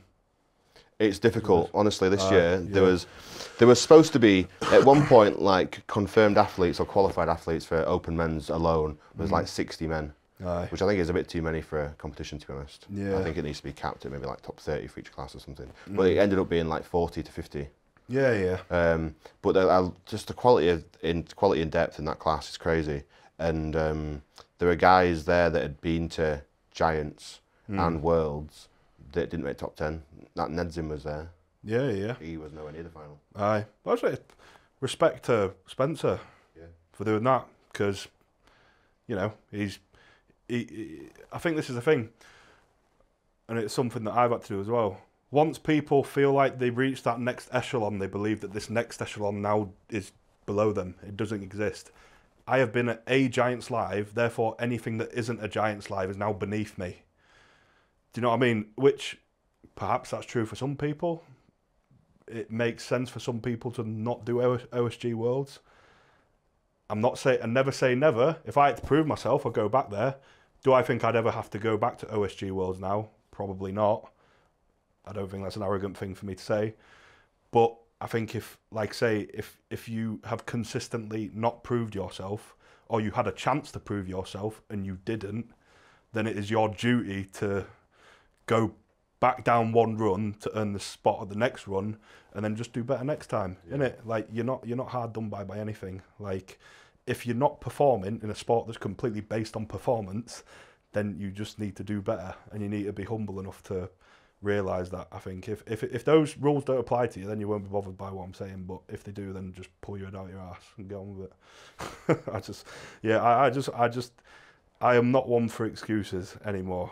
Anyway, I never was anyway, but I am certainly not one now.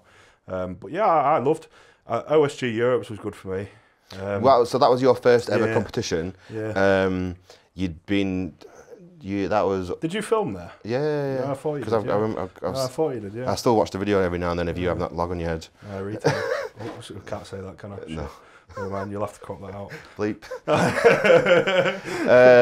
That was before we learnt the head back cue on log, which apparently no big log pressers do. No. Awkward. I've done all the best ones. Yeah. No, so tell me, that was your first ever strongman comp. That was in August, wasn't it? And I can't remember what was the month I came to see you over at the shed. Like June or something. It was. That was literally like week one. You came and saw me like week one. Literally, yeah. Which I love. Crazy, that. isn't it? Yeah. It seems so long ago. Look at us now. Who'd have thought? I know, yeah, best friends. It is a long time ago. Yeah, because you actually do it. You were like 100 and something kilos then, weren't you? Like you were actually kind of doing a lot more. I'm not saying you don't do strongman now, but you were like sending it a bit more body weight wise and stuff, weren't you? Like, to be honest, I'm 100 and something kilos again now, which I probably shouldn't be. Right. You just seem chubbier then. Maybe you're just so. No, I definitely was chubbier. No. My body weight, it was advanced body weight compared to now. Very advanced body weight, yeah. I peaked at 118. Aye. And then the other week I was 88, so it's 30 kilo difference. Aye. I know I was a much rounder in the face and obviously the rest of the body as well. I was probably 105 to 110. How long were you working for OSM for then? At that point, you were quite new, weren't you? Yeah, I did my first Giants live in 2017. No, but I mean strictly under the banner of like official strongman. 2018, I started more. Yeah. Right. Okay. So I'd done a couple of Giants shows, and Colin said, "Do you want to be content creator for strongman?" And I was like, "Yes, sign me up, bitch." Right. Basically, and look, here we are now. Doing podcasts. Exactly. In a room that's designed for podcasts. Yeah, not that little shed room. Yeah. But yeah, no, OSG. So tell me about that first contest and kind of like the expectations you had going into it, the ability you had. You know, it was a big deadlifter, but you smoked it. You blew your load on the deadlift, and then just give me that kind of rundown of that comp. Yeah, so I went into the gym on Monday to do log with Darren because that's when we log, and I was like, I just want to do a comp, and it was coming up that weekend. Fucking hell. Pardon me. I've not been very well. He was like, oh, there's that OSG Europe's coming up this weekend. Wildcard invite.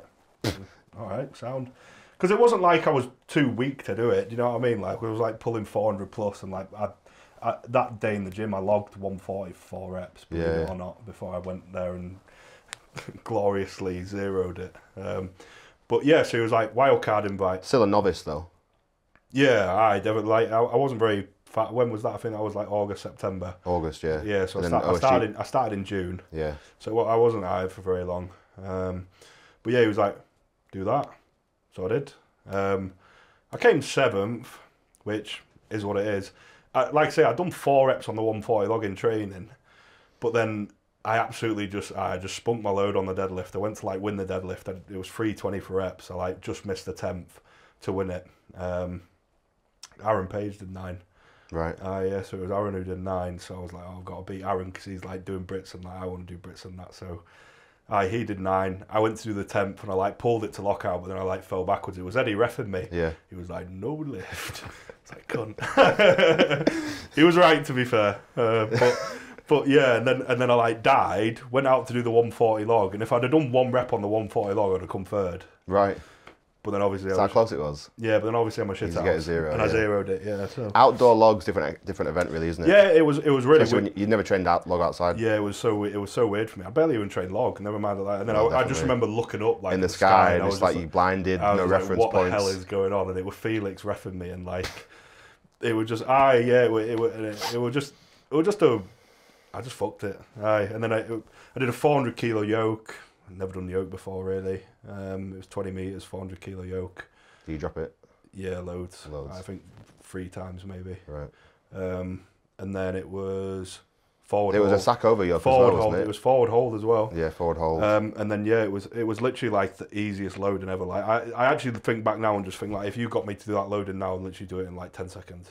Like it was like a 120. It was like 2 120 sandbags for like 20 meters over a yoke. Yeah. Yeah. Like literally tip down, back, tip, done. And I was like, it's like absolutely dying of death. Like, but yeah, I came 7th there. But I do think that was good because obviously I'd been through the whole powerlifting career, which we actually haven't spoke about yet. But no, you haven't spoken about that. No, apart from me calling it European Worlds. Yeah. But I went through all that obviously. We can talk about it somewhat successfully. Yeah. And then I think coming over to Strongman, I was expecting to be better at Strongman than I was immediately. Because when I looked at like the Britain's Strongest Man lineup, because I used to like help out loading stuff for Giants and stuff like that. So like, I'd be at Britain's Strongest Man, and obviously like 2019, 2018 Britain's Strongest Man, like some of the like, which was cool for me. Like obviously the guys I compete with now, and it's not necessarily the same because I don't pedestal them anymore. They're just, they're just cool guys. Some of them. But when I was doing Britain's Strongest Man and Europe's Strongest Man and stuff, helping out there, it got to the point where like the competitors like knew who I was because I was a legit powerlifter. Yeah. You know what I mean? Like the only person I think I wouldn't have beat in the Britain's Strongest lineup at a powerlifting comp then was Hicksy. Yeah. I reckon I'd have smoked everyone else. Yeah.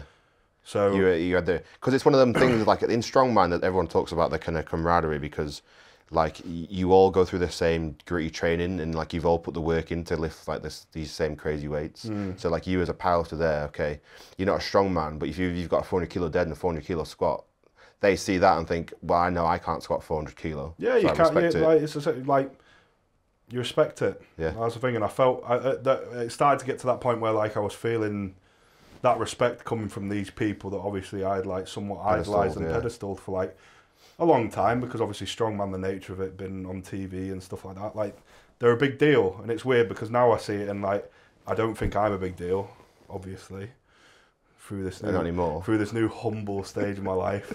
And most of the guys I'd say don't think they're a big deal. Not all of them, most of them. And no, but I just that's the reality of it. And it was weird to feel that respect, and respect is admiration in some sense, isn't it? Because, if you wouldn't respect someone who didn't do something that you thought would either challenge or not be difficult for you. Yeah. Within, obviously within a certain context. Of course, there's a playroom on that. There's a blend of them, yeah. Like a little Venn diagram maybe in the middle somewhere. But yeah, like say it, and I think that's why when I came over, I was expecting to be there. Because I was like, I can beat everyone at Britain's Strongest Man in like the 3 purest strength tests on earth. Do you know what I mean? And then it turned out that Strongman was a lot more difficult than powerlifting, and it was going to take me a bit longer. Obviously, there was the whole powerlifting thing. I was in the IPF. The reason I was IPF is because I was drug free, and I didn't have to be anymore, which was one of the main reasons that I think the transition between official Strongman Europe's and official Strongman Worlds was so great, leading it up to speculation. Hint, hint. And then obviously, just realising I wasn't fit enough. I took my conditioning a lot more seriously after official Strongman Europe's, and I think that was good. That levelled me. But then after that comp, I actually found it quite difficult as well, because I'd gone from being the shit to being a 7th placer. I'd never come 7th in a comp in my life. Yeah. You know what I mean? I went through all my powerlifting comps. The only powerlifting comp I lost was 2nd place at the World Championships the first time I ever did it to Pavlo. And then I almost rescinded that because I beat him the last time we competed together. So I kind of like, you know what I mean? So my powerlifting track record was 6 firsts and 1 second. And the 1 second was to a guy that I ended up beating in the end, so I could kind of bed that with myself. Because, like I say, I'm very much in this like immature ego. Yeah, I'm like very much still in this like immature egotistical stage at that point. How humbled were you though to come 7th at that comp? Very. Yeah. Yeah. What was it like? Obviously in training, obviously like I don't know, powerlifter. One thing that gripes me about powerlifters a lot online is anything anything more than 3 reps is cardio. Yeah. That pisses me off, I'll be honest with you. Aye. And that kind of mentality they all have. Like, do a 20-rep squat program and just shut the fuck up, will you? Yeah. So you come into that comp, but it's deadlift for reps, and you've just blown everything you've got on that deadlift for reps. Like, how much of a different, like, obviously it's only 320 and you're a 400 kilo puller, but like, what is that shock to the system, like, just going all out in a deadlift for reps event when you've never kind of done that? Yeah, like it was just so, I think the word that I'd use to best describe how I felt before and after it, like, I was still attacking strongman with like the powerlifter's approach and the powerlifting's like training approach. So the one word I'd use to describe like how I interpreted it differently after that would be just like unpredictable. I just like the sport is so unpredictable. Yeah. I was like, there's so many like variables and factors that I've never had to consider ever before that have now like become really important. Like, yeah, just testing so many different elements. But ultimately, this is the thing, and it's why I'm quite excited for the next, I guess, year or so of my strongman career. Is that usually I've found that after I've been humbled a bit, it does tend to bring the best out of me. I got humbled, felt shit for a bit, got back to it, and then put the wrong right. Won OSG Worlds, beat Badger, which I never would have thought in a million years I'd have been able to do. I was so surprised that I did as well as I did there. Because the standard was high. There were good people there. Do you know what I mean? Like, it wasn't, like I say, that comp is not a low-level comp. Like, that comp is like, in the final, you've got 10 people that if they were invited to a Giants Live wouldn't look out of place. No, that's the whole point, in my opinion. Yeah.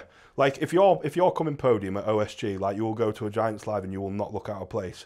I would debate that the 3 people who podium at OSG and go to Giants Live would look better than quite a lot of people who already do Giants Live. Yeah. I would agree with that sometimes. I mean, because they're the people that have not had the chance to go to a Giants Live. Maybe they don't live around Britain, or they've not got themselves established yet. But the world level. I think this is the thing. They want to prove themselves, and that's what the games is for. It's like anyone, anywhere in the world can be like, I deserve to be at the highest level of the sport. Qualify from online in your own garage, gym, whatever. Get there. Do fucking well, and you're there then. I think that's the thing though, because you view it as such a massive step up, you almost think, oh, these guys are like first professional show from amateur level. You know what I mean? And it's a way of like, oh, well, they're only just out of the amateurs, and it's like, no, the amateurs show is basically professional standard now. Like, if they're coming to, like say, if they're coming to a Giants Live, they are not going to look out of place.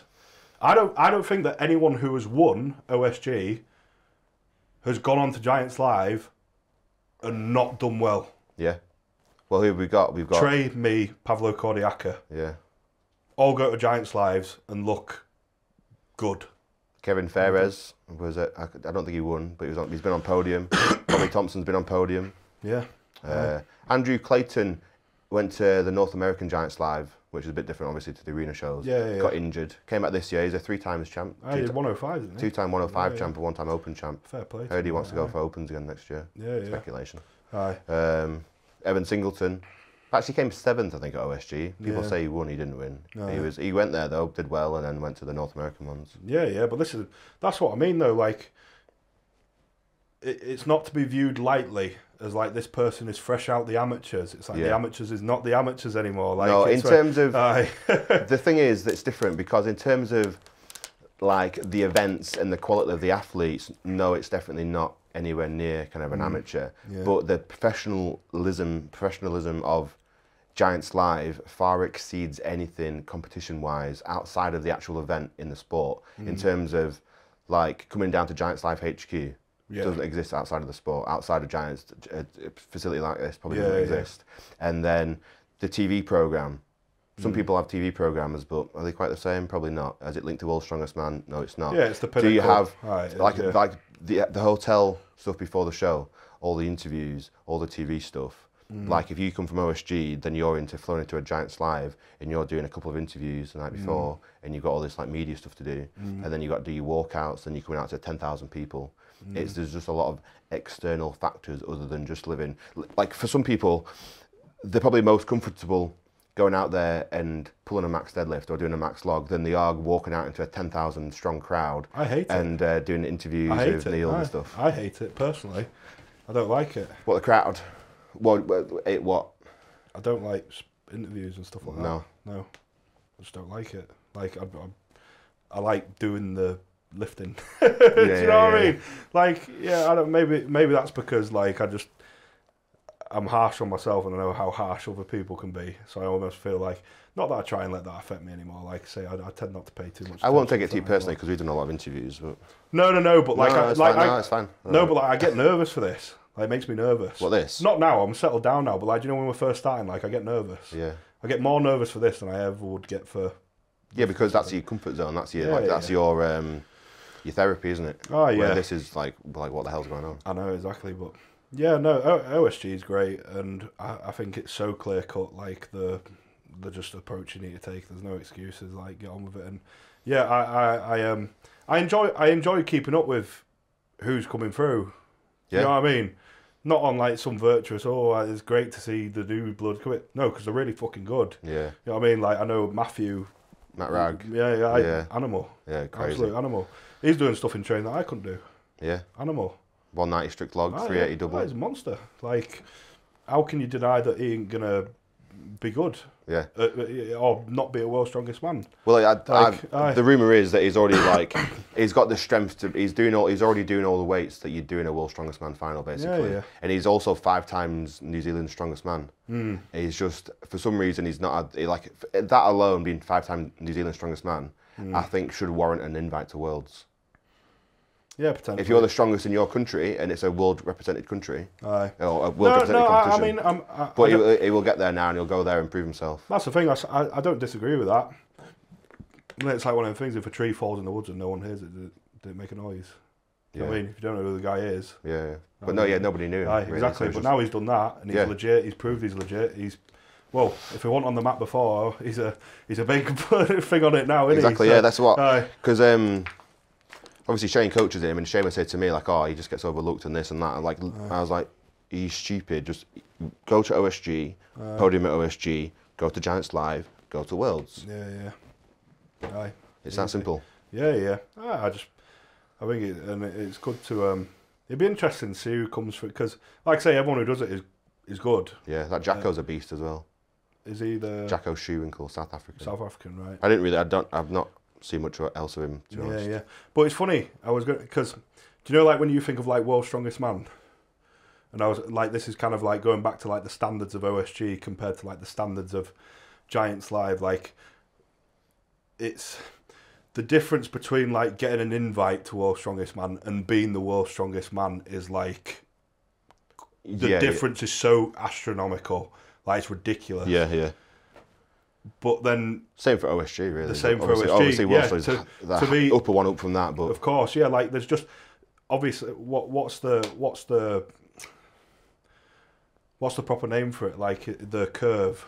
Like a bell curve. Yeah. Aye. So like, the further you go down, the more people there's going to be. So just don't leave it up to chance. Do you know what I mean? Like, when it gets down to there, like, it almost. Is it a bell curve? I'm not sure. Like the one that, like the. I'm not sure. It's the one where like the higher you go, the fewer it is. Right. Do you know what I mean? So I mean, like, it's just. If you know the name of what he's talking about, put it in the comments. I might be butchering it. It might not make any sense whatsoever. But like, I guess what I'm trying to say is that like, you know, there's probably like diminishing returns. No, it's not returns. I don't know. Like out of if you take like your seed 5 and 6s at World's Strongest Man, they are somewhat interchangeable. Yeah. So like, just do yourself a justice and just put yourself in the position. Like them guys who do OSG, who podium at OSG, could probably go into them 5 and 6s at least. Do you know what I mean? So obviously, as you go further up that, like, seed 1s are seed 1s for a reason. Do you know what I mean? C2s are C2s for a reason. Like, I just think that. Yeah, like, just don't leave anything up to chance, like you say with Matt, like, been at the level he's at, like, and, you know, these other guys who say that, like, I'm not considered and stuff like that, like, understand that the reason you are not considered is because there are so many people to consider. Yeah. You need to separate yourself. Yeah. And the only way to do that is through official strongman, really. This is why it's difficult now for Yeah. American athletes, because you can be such a high level, but because there's already 15 amazing American athletes, say, it's hard for you to get the recognition you deserve against all your other countrymen. Yeah, yeah. That will be in the same place fighting for that American spot at World's Strongest Man. Oh yeah, and you know, it's you can't play the victim card. You know, if sometimes like if you're just not cut out for it, you're just not cut out for it. Sorry, mate, it's sport. Do you know what I mean? Life's not fair. Do you know what I mean? Easy for me to say as someone who's probably never been on the receiving end of not life's not fair, but like I've always felt like, oh, I need to be better. I just get better. Do you know what I mean? Yeah. But like, and I've never felt like my potential was below a level that was like the threshold. Do you know what I mean? So I wouldn't have looked at like, oh well, to get a place at World's Strongest Man, you need to be top 5 in Britain's. Like, and being top 5 in Britain's has probably literally been a World's Strongest Man finalist. Yeah, well, yeah. That's the reality now. I never looked at that and thought, oh, Jesus, how am I going to do that? I just did it. Like, which goes back to like my blissful ignorance at one point. But yeah, that's the thing about it. Like, but the same reason why it's harder to get in America, they take more Americans and English and British people to World's Strongest Man. Bigger talent Yeah, pool. everything's balanced in it. Like, but yeah, it's crazy, isn't it? Like, literally, you could have like the 5 Americans that get taken to World's Strongest Man, or like the 5 Brits that get taken to World's Strongest. Say 5 Brits get taken to World's Strongest Man. Yeah. And this isn't me. This is with no offence intended to any of the other British guys, because I love you, some of you. But like, it'd be quite hard to deny that like if you were going to take like the top 5 British guys, I'm going to include myself in this, right? And I know maybe not as current, and people can swap me out of it. I don't care. It's not like whatever. But like, say the top 5 British guys were literally like at one point, say 2020, when it was like more solidified, like it wasn't up to speculation, because obviously I've been out of the game a bit of a time, and other people have got better. Say it was me, Hicksy, Bish, Luke, Tom. That's outrageous. Well, that's literally like 5 previous World's Strongest Man finalists to get a top 5 place in it. Like, well, it's crazy. Like, and it's the same for the Americans. Like, they're just these countries where people just are more interested in strongman, more people pursue strongman. It is just going to be more competitive, and you can cry about it, or you can get yourself on with it. Try and keep up, can't you? But yeah. So your second place, was it the Worlds or the Europes in powerlifting? Worlds. Was it the World? Yeah. Yeah. So that second place, I remember Eddie. I feel like I remember Eddie speaking to you about this, about like that kind of losing, but kind of just missing out on winning is kind of lights a fire under you to come back and do better the next time. Yeah, well, that's the thing. Obviously, in any athletic endeavour that I ever set out on, I was the best at it immediately. Like not like, obviously, was I the best football player? Obviously not. But like, it depends which your like field of focus is in, obviously. So like, I'd have always been one of the best players on like my local team or something. Do you know what I mean? So like, obviously, I wasn't like probably that great at football in the grand scheme of things. Like if I was, I'd be a professional footballer, wouldn't I? But I mean, like with very little effort, I was always very good at things. Yeah. And usually everyone is giving very little effort. Yeah. Do you know what I mean? So like, it just made sense that I was always like, if we were picking sports teams, I was always picked first and stuff like that. That's just the way it was. But that was the first time that like meeting Pavlo was good for me, like very good for me, because like I met my match. Talk to me about that rivalry. Yeah, so it was. So I did my first Y&E Yorkshire North East Classic competition when I was 19. I just turned 19. I squatted 290 and a half. I benched 167.5 and I deadlifted 310. Right. What year was this? 2016. Right. Broke like all the senior and junior Yorkshire North East records, and like I thought I was King Dick, amazing. Made such a tit of myself at the show. Got buried by my opening squat because I was like trying to show off, like getting proper, like doing like the Evan Rar, like getting ready for it. Do you know what I mean? That was me. And I just made a complete fool of myself. So that is what it is. And I went to the British Championships. I won that as well.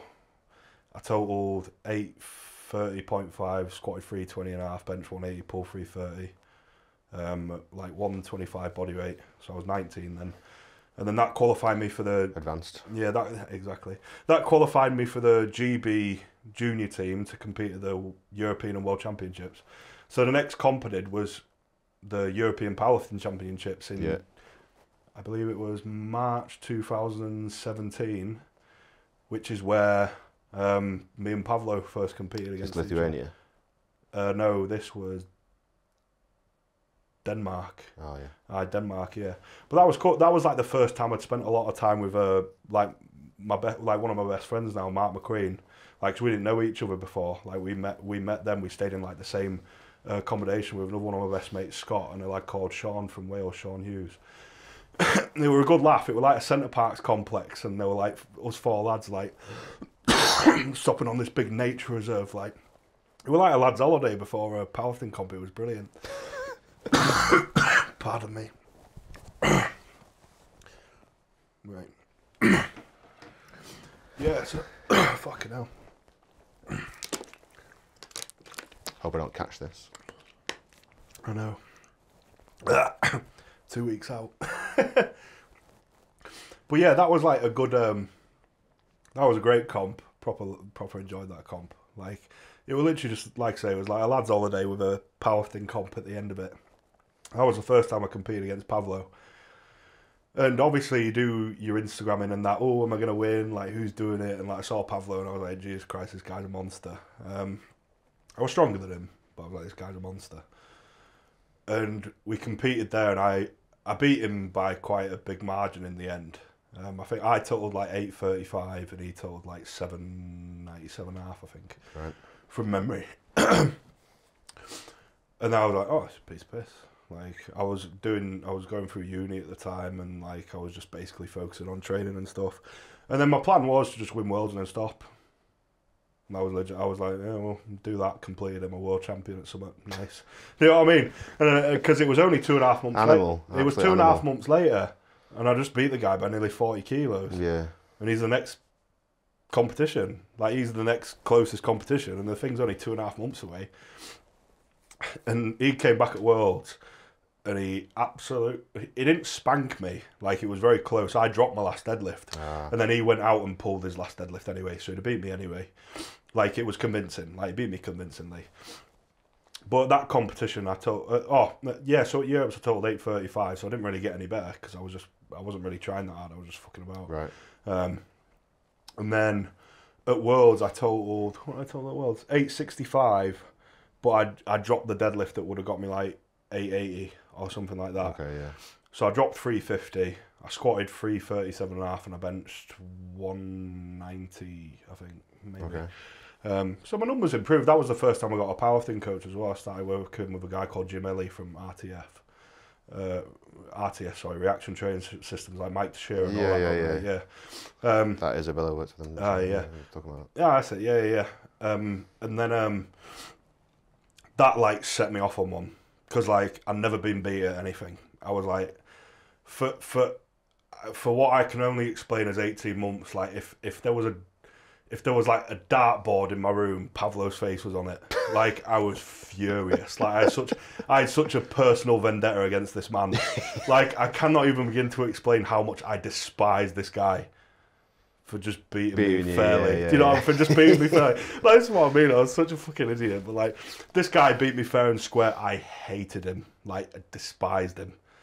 But I think I made myself hate and despise him more, so that it like like that MJ thing. I took it personally. I took it personally. Yeah, it just pushed me to like, I went crazy. Like, I went from nearly quitting to being like, I feel like I'd lost a bit of that like voice that we were discussing earlier at this point. Because I didn't need it. Yeah. Do you know what I mean? The training wasn't that hard. Like, it was pretty easy. And like, I was about to fulfill a goal, and then I'd just move on to the next thing. Cool. Like, get on with uni, be a PE teacher, sound. Do you know what I mean? But like, that just, I was furious. Like, I can think of little times in my life that I've been that angry. Is that like, just in the moment that you've been beaten, or like no, for 18 months. 18 months. Yeah. I was furious. Is that when you dropped out of uni? Yes. Yeah. Like a year later. Yeah. Right, okay. You dropped in your second year, your third year, you dropped out. Final semester of third year. Idiot. I mean, it doesn't matter now. Like, Would you regret that, or did you wish you'd followed it through? Or? No, I think uni was a load of shit, to be honest. You're going to be a PE teacher, yeah. I just think if you go into uni, you need to make sure your heart's really in what you're doing. Yeah. And mine never was. I did film, so. Not that I needed it. Yeah. No, but mine just never was. Like, when we left school, you were encouraged to, like, go to uni because, like, they don't know what else to do here. Yeah. Oh, it makes us look good if you go to uni. Yeah. Oh, yeah, we're fucking 50 grand in debt. Cheers. For something that we'll probably never use or, like, don't have an actual passion. Anyway, but, like, I did, what was it? Yeah, and then the next comp was the British Championships in Glasgow in 2017. That was, like, November 2017. I totaled 910 there. Just missed out on totaling, like, 925. Like, so I squatted 360, benched 202 and a half. And I just missed out on a 363 deadlift. I finished with 347 and a half. Right. And at that point, like, I was breaking senior British records. I was like, but I didn't care because, like, I was just hell bent on killing Pavlo. Yeah. So what year were you in there? 2017. 2017, yeah. Right, yeah. I think you said that. Sorry. Yeah, so I was 20 then. Okay. I just turned 20. Yeah, so you still had a couple more years. Yeah, and then the next comp coming up after that comp, because Europe's was postponed till the latter end of the next year, 2018. Was World Championships, and there was no reason why Pavlo wasn't going to do it.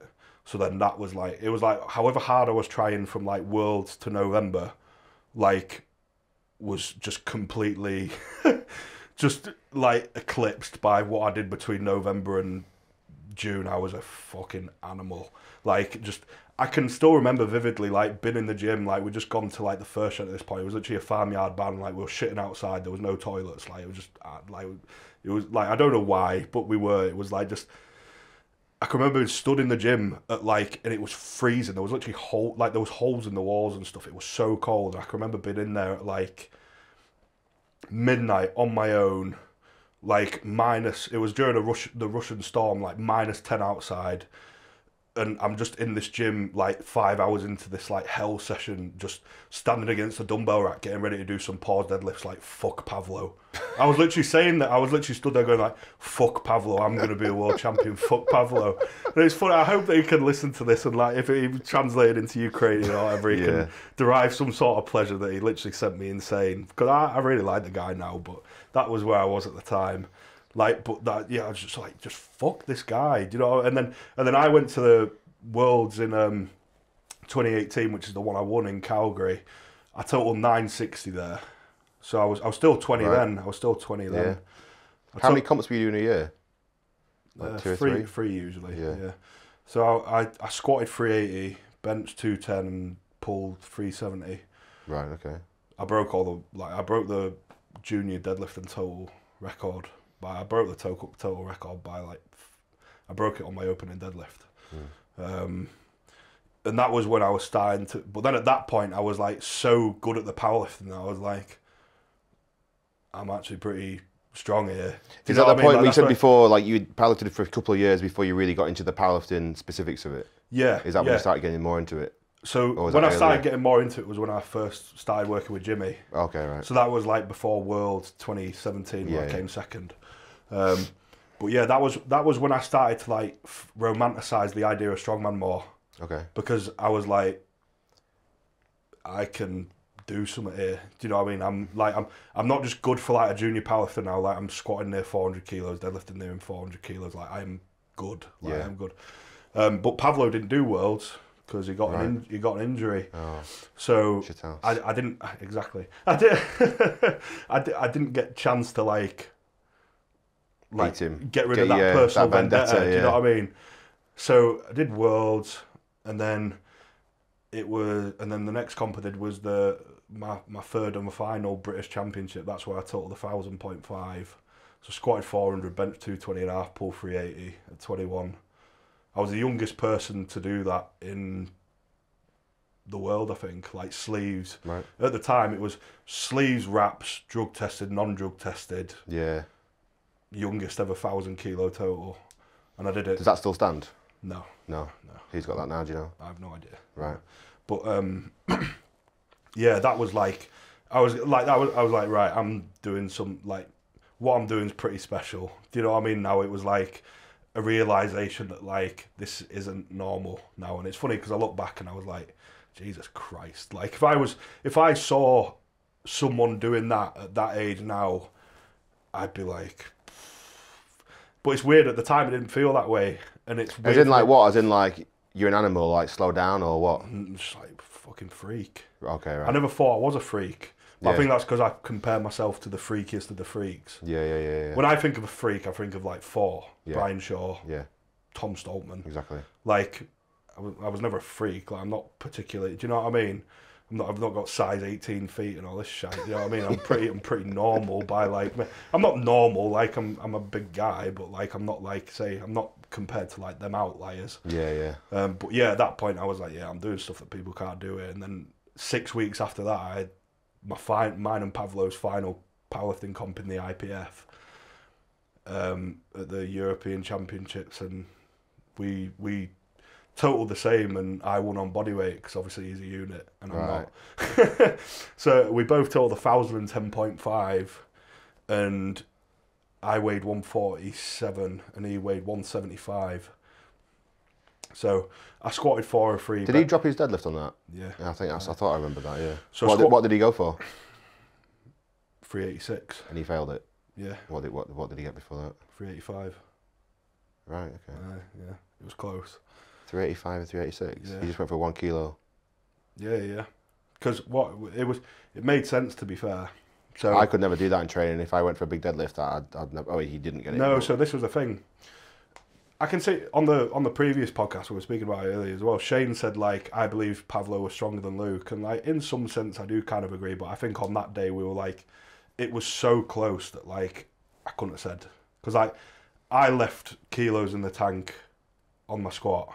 Right. I smoked it. It felt like nothing. The 403. Yeah, it offered no resistance to me at all.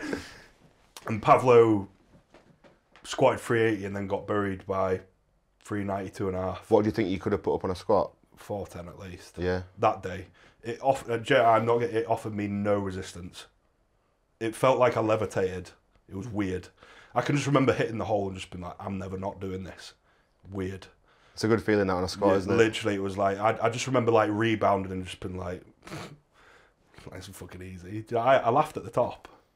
But like I was laughing before I got to the top. I was laughing like halfway up. And not like laughing like ha ha ha, everyone look at it. Like just because I was like, fuck, like I actually surprised myself a bit. But yeah, Pavlo missed 392 and a half, but the reason I went 403 is because I knew he was going to chip the world record bench. Right. Which was so at that point the world record bench, he opened on a European record. I think the world record was 240. No, that was it. So I squatted 403, and then I benched 222.5 because we knew that Pavlo was going to bench 245.5. So that would have put us equal on subtotal going into. That's a mad bench. Yeah. Well, he's a big cunt, isn't he? Yeah, it's true. He was funny as well. He like came up off the bench and like just started. He just like banged out a double bicep and was screaming, and you could just see all the IPF like judges just like frowning upon it. Like I mean, literally came up and everyone was, because obviously the guy's a fucking specimen. Like he's a freak of freaks. Like he comes up, he's like, oh yeah, he's like doing a double bicep and that, and I was just like, oh shit. But we were like drawing on subtotal. Like our subtotals were the same.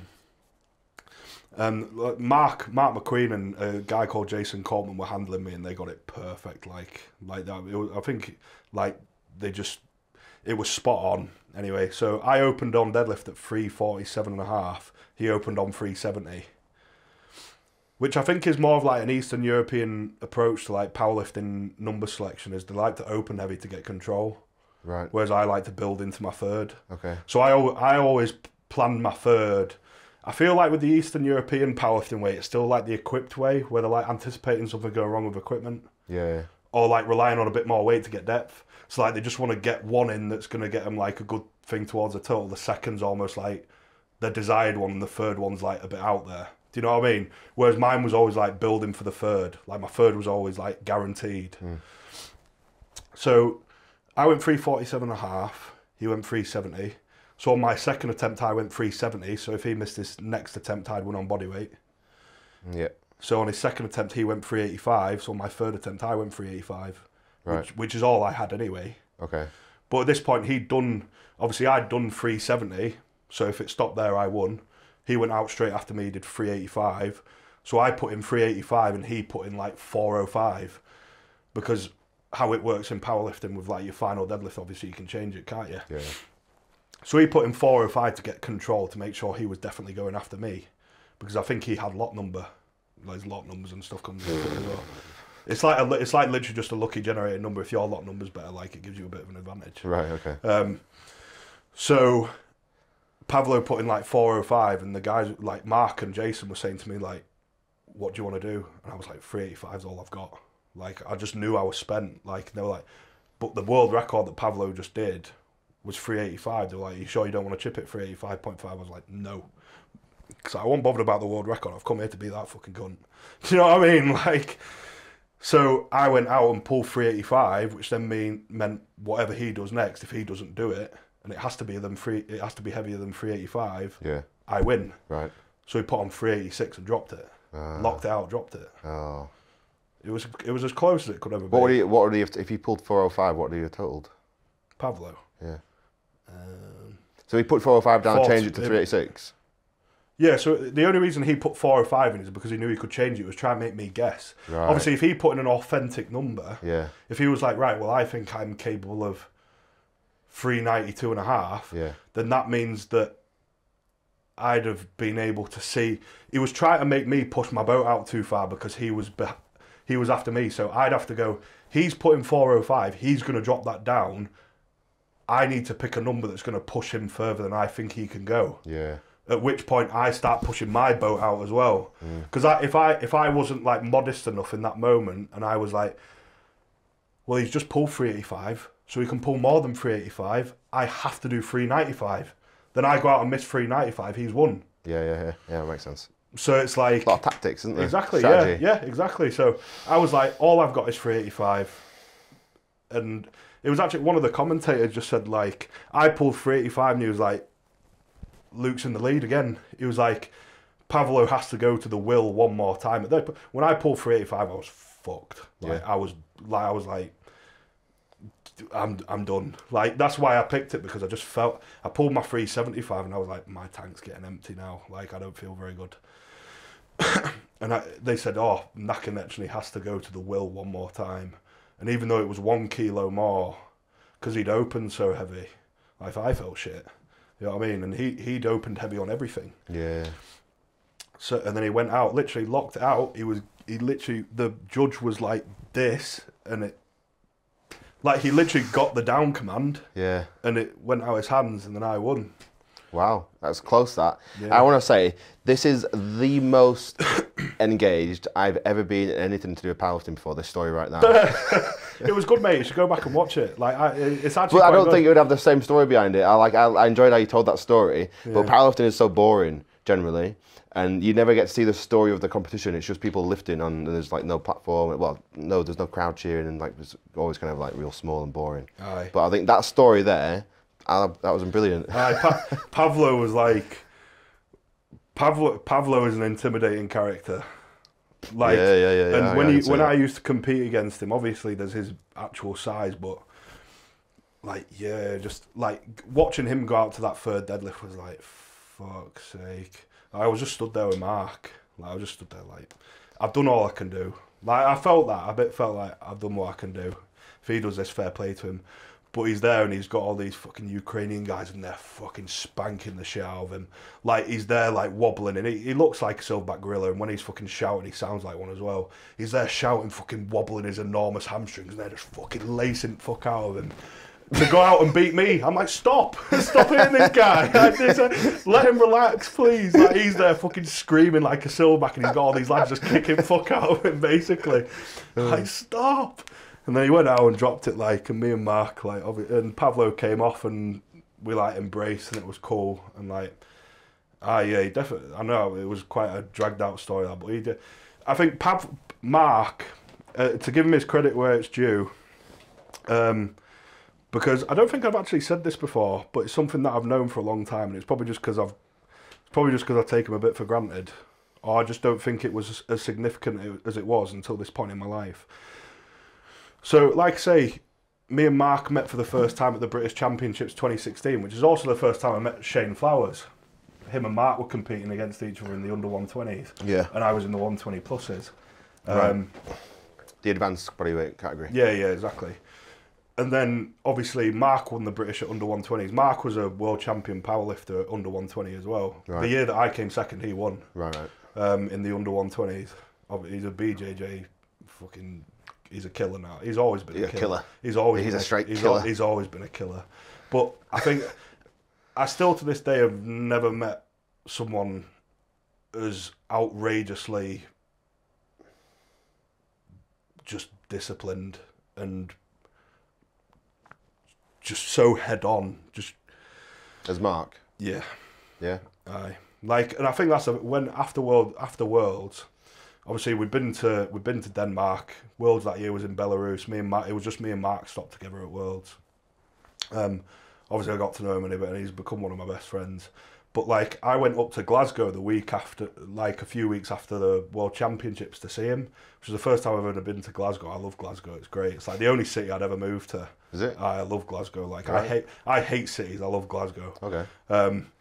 Yeah, just a different breed up there. But it was the first time I spent a week with Mark. It's I used to think I took stuff seriously, and I went and spent a week with him, and I was like, wow, levels. Do you know what I mean? Like what? Give me an example. Just so detailed. Not necessarily to powerlifting training, or no, just take the fundamentals of things. Yeah. And when I know Kobe spoke about it, when you write that contract out with yourself at the start of the season. Yeah, he signed that contract. Yeah. He will not fucking slip. Okay. Ever. Right. And I never met someone like that. Okay. Because all this is done off your own back. Yeah. No one's going to come around and discipline, slap you. Yeah. Self-discipline. If you're not in work at 9 o'clock, your boss is going to smack your wrist. If you're not in the gym, no one gives a fuck. Yeah. You know what I mean? He's the most disciplined man I've ever met in my life. Does he carry that through all aspects of life? Yes. Yeah? Yeah. What does he do for work? He's an online coach, actually. Right, okay. A good one as well. Yeah.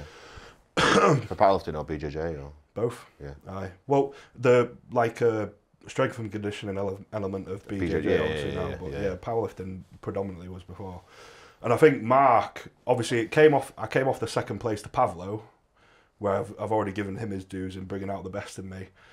And it was like a double punch, because I had this real burning desire to beat this guy, and now this newfound enlightenment of what actual fucking want and hard work is in Mark. So then I started to take and apply that a bit to my life. Right. In the pursuit of beating this guy, that I'm so hyper competitive, I had to do these things. Yeah. And then these things became part of me as well. But Mark, I spent that week with Mark, and obviously I've spent a lot of time with him now. But he's one fucking driven hard bastard. Cool. Yeah. So it's good to have you surround yourself with good people, and that's what helps you succeed yourself. Doesn't it? That's one thing that, don't get me wrong, it's not like I have a really elitist group of friends who have to have done X, Y, and Z in order for me to be friends with them. That's not but I just. Well, you didn't know that before you went up there, did you? Really? So. No, of course not. But I just think that the people that I've got around me now, and the people that I enjoy speaking to, and the people that I associate with, are absolutely gonna bring something good out of me. Not one person I associate with brings something bad out of me. Right. And that hasn't always been the case. And I think it's good. I'm very fortunate that I've got. I think with the circle I've got now, it gives me a blueprint to be not only good at strongman, but just kind of good, just good. Full stop. I really enjoy life. It's decent. So yeah, it's good. But so we got British Strongest Man in 2 weeks. Let's talk about that a little bit as we close this out. What events have we got coming up? How are you feeling for the events? How's your comeback been? Is your bicep attached? all these kind of questions. Tell me about everything in your head going towards Brits now in 2 weeks. Obviously, you've done it, your last heavy session today, is it? Yeah. So, like, before this last 2 years, I'd probably been freaking out at this stage. In the last 8 weeks, I've been ill like 3 times. Like, and had like weeks off the gym, like, because I've just been ill. But like, shit happens, doesn't it? Everyone gets ill sometimes. Like, it's just, yeah. But this is how I've changed. Like, I'm 2 weeks out now. Like, I felt like shit most of the week. Like, I hadn't done stuff the way I would like to do it and stuff. But you know, I don't lose sleep over it anymore. It's not that I care any less. It's just that I realise that these things can't be controlled, and stressing about it does absolutely nothing. Yeah. But yeah, 2 weeks out, it's deadlift ladder, which my deadlift isn't in the shape it used to be. I'd be lying if it was. If I said it was, I reckon that I could probably pull like 420, 430 for a max now. Whereas I think when my deadlift was in good shape, I probably could have pulled like 1,000 pounds. I don't think that was like unrealistic for me. I'd have been like 450 puller, I think, at my best. So my deadlift strength's a bit down, but I think with it being a ladder, it's a bit more strategy based anyway. And with the running order, because of whether it's merit or whatever, like, I'm quite far back on it. So at least for the deadlift, it's going to allow me a bit of leniency in terms of, like, I get to see what everyone else has done, and on an event where the amount of bars and time that it's done is quite important for gaining points, I'll be able to be a bit more strategic. But I've done all 5 in training, and it was hard. Like, it was very hard. But I've done all 5 in training, so I can do it. I did the first 4 mixed grip.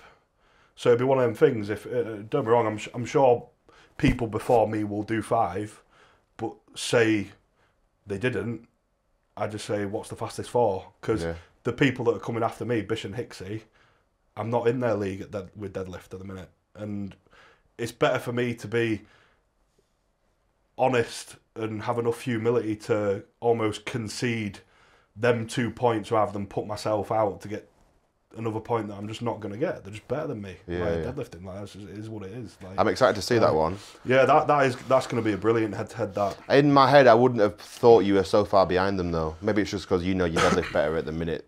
Yeah, I think of you obviously as Luke, the massive deadlifter. Yeah, I think that's what I call you to my friends. Yeah, I think the thing is with this prep has been that although my time away from the sport has obviously been quite long, the amount of time that I've actually been able to do what would be considered weights that are going to be geared towards reclaiming some of that top end strength, I just haven't had enough time to do.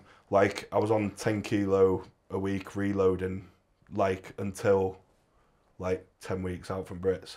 At that point, I've got all these events that I need to throw in and consider when it comes to like recovery demand and things like that, whilst also trying to get my deadlift back to strength. So it's just some things that I've needed to manage. But yeah, I certainly wouldn't expect to do bad in the deadlift. I'd be like, I think I'll come third on it, realistically. Like, if I was going to make a prediction, people like, where do you think you're going to come on the deadlift? I'd say third. Right. Behind Bish and Hicksy. Yeah. God knows what them 2 are going to do. But it's going to be fucking good, whatever it is. Car walk, I think I'll get decent points. It's not going to be a great event for me, if I'm being completely honest again. My car walk felt great 8 weeks ago, but I think that's because I'd obviously not been over the period of reloading. Training was very predictable. Fatigue was very consistent because I wasn't doing strongman events. So it was like, I feel good on this day because I feel good because I've done the same 3 sessions that I usually do before this day every week for the last 4 months. So like, yoke was easy, and like, because I was reloading it was like 100. It started at like 180 kilo and did like 10 kilo a week until like 250 or something. Right. So I actually feel like my footwork and stuff was better 8 weeks ago. When I hadn't done the heaviest I got on yoke was 350, and I came down here to do my first session with Shane on the car walk, and it was the best my car walk's ever been. Yeah. If I could take the Luke on that car walk, I'd say I'd get a top 3 on it, but I'm not. So I think that event for me will be damage control. Right.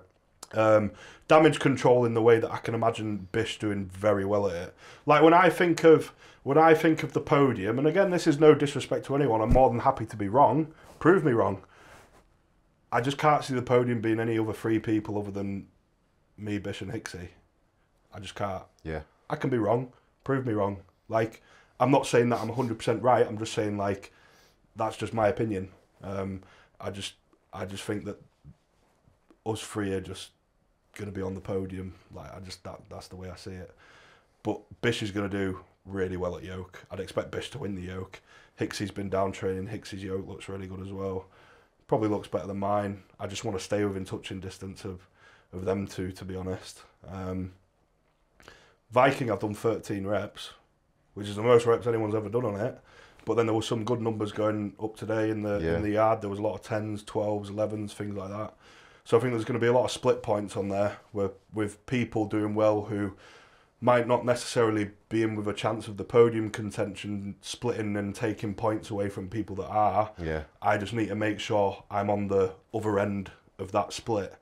So, in my opinion, Hicksy's got to be the favourite for the Viking. Has to be. But I think that I can be second. Yeah. So I think I've got a third in deadlift. I need a damage control in the yoke, which I still think I'll be... If I was to make a prediction, where do you think you'd finish on the yoke? I'd be extremely disappointed if I finished out like the top 4. Yeah. Being honest, like I think I'd be disappointed if I finished out the top 4 on that. Viking, I think I'll come second. I think I can win loading. Yeah.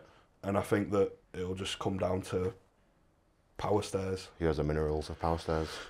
But luckily, like I say, I've been solidifying the crazy cardio fucking anaerobic threshold for the last 6 months. So like power stairs, like every time I've trained them, I've just done all 5 because it's not hard for me. It's like the heaviest one's 250 or something.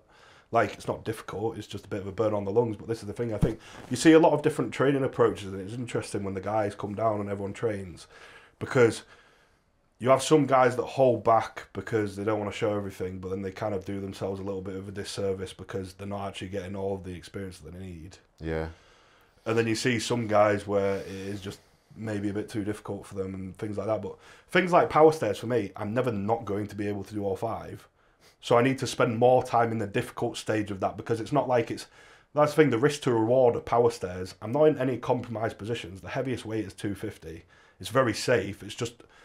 Power stairs feels very different from the first 3 to the last 2. Yeah. They're 2 different things. Like, you know when people do like they rep a couple like the first couple of steps. Yeah. Have you done that work in like the 250 range instead of the 200 range? Every time I've done that, I've just done all 5. Yeah. Have you not just? No. You could do like 3 sets of loading just on like the 250, and that'd be more work than it would be if you're doing like the 220, 230. Yeah, but then every time I get to 240 and 250, I'm knackered.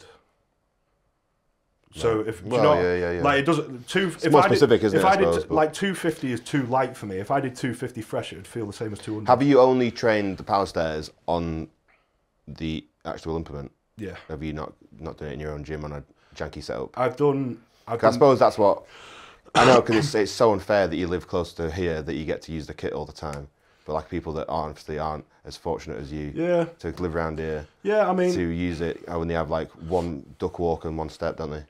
Yeah, I mean, don't get me wrong. I think the second that you start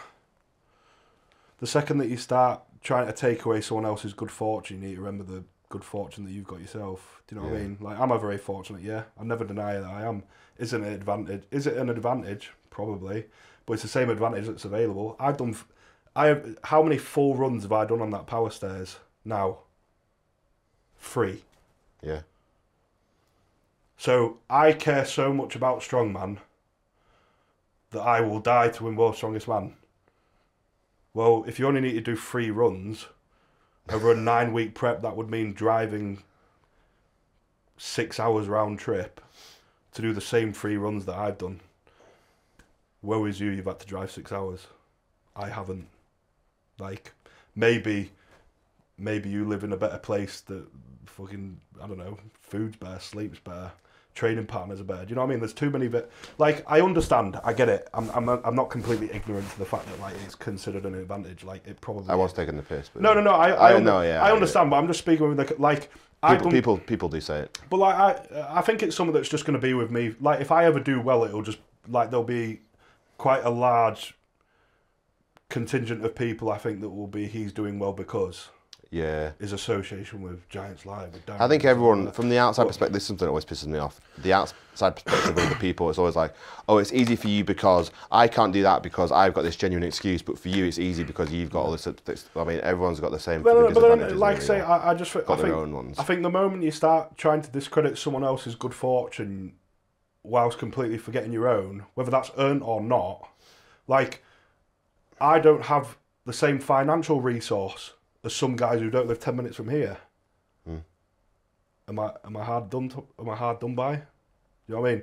The same thing that they could drive or get on a plane is the same reason I can't commit more financial income. No, well, if I wanted more money, get more fucking money.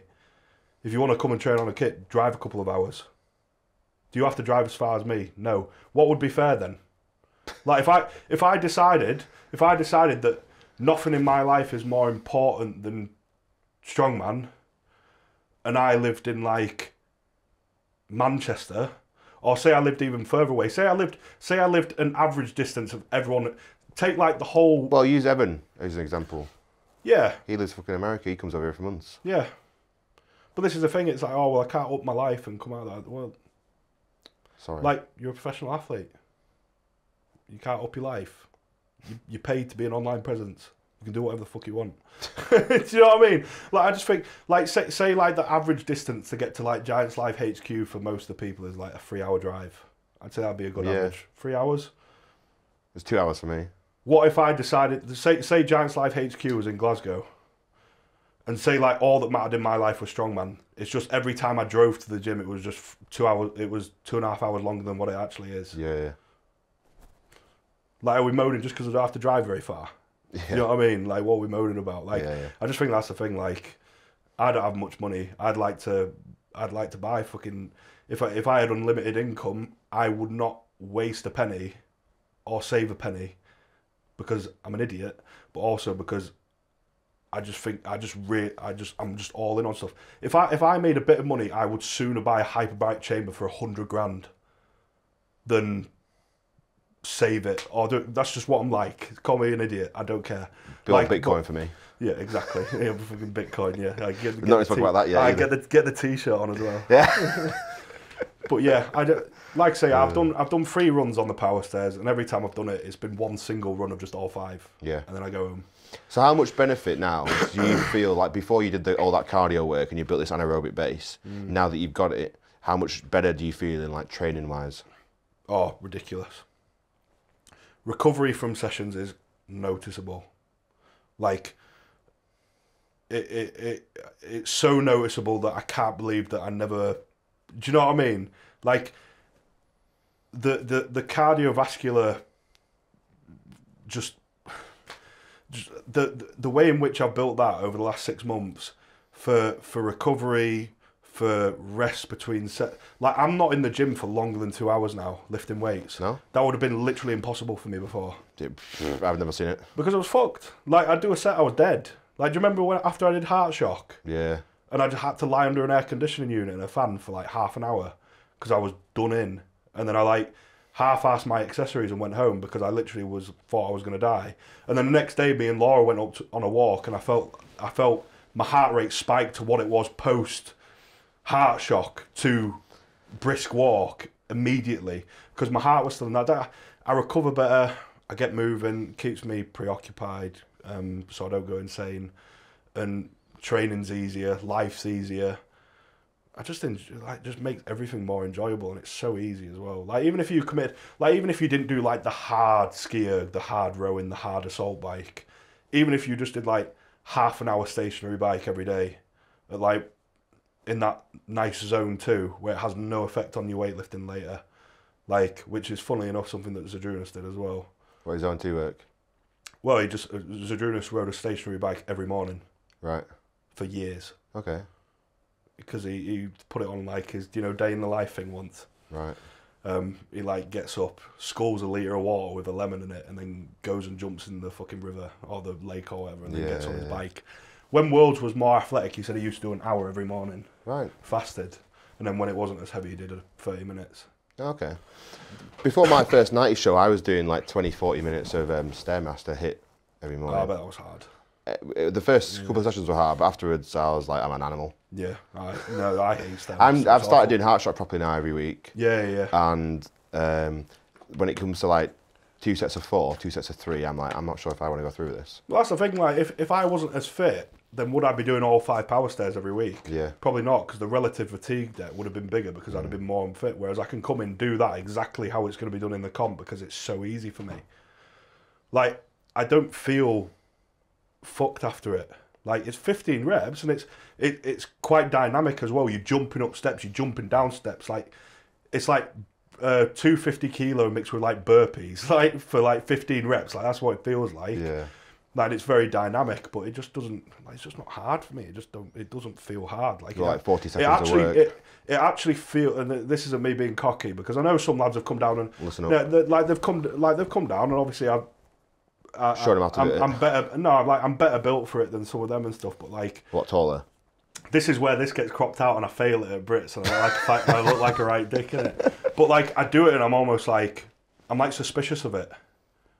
Do you know what I mean? I'm like, because you do the last one and it's because you see like good guys like finding it hard, and it's just like, but then I feel like that's the thing, they're not finding it hard because they're not strong enough. It's like that Fitness. conditioning element, yeah. Interesting. Which I feel like is quite easily earned. The conditioning side. It's a lot easier earned than being strong. Yeah. In my opinion, do you know what I mean? I think getting strong takes a lot of time. You can get very fit very quickly.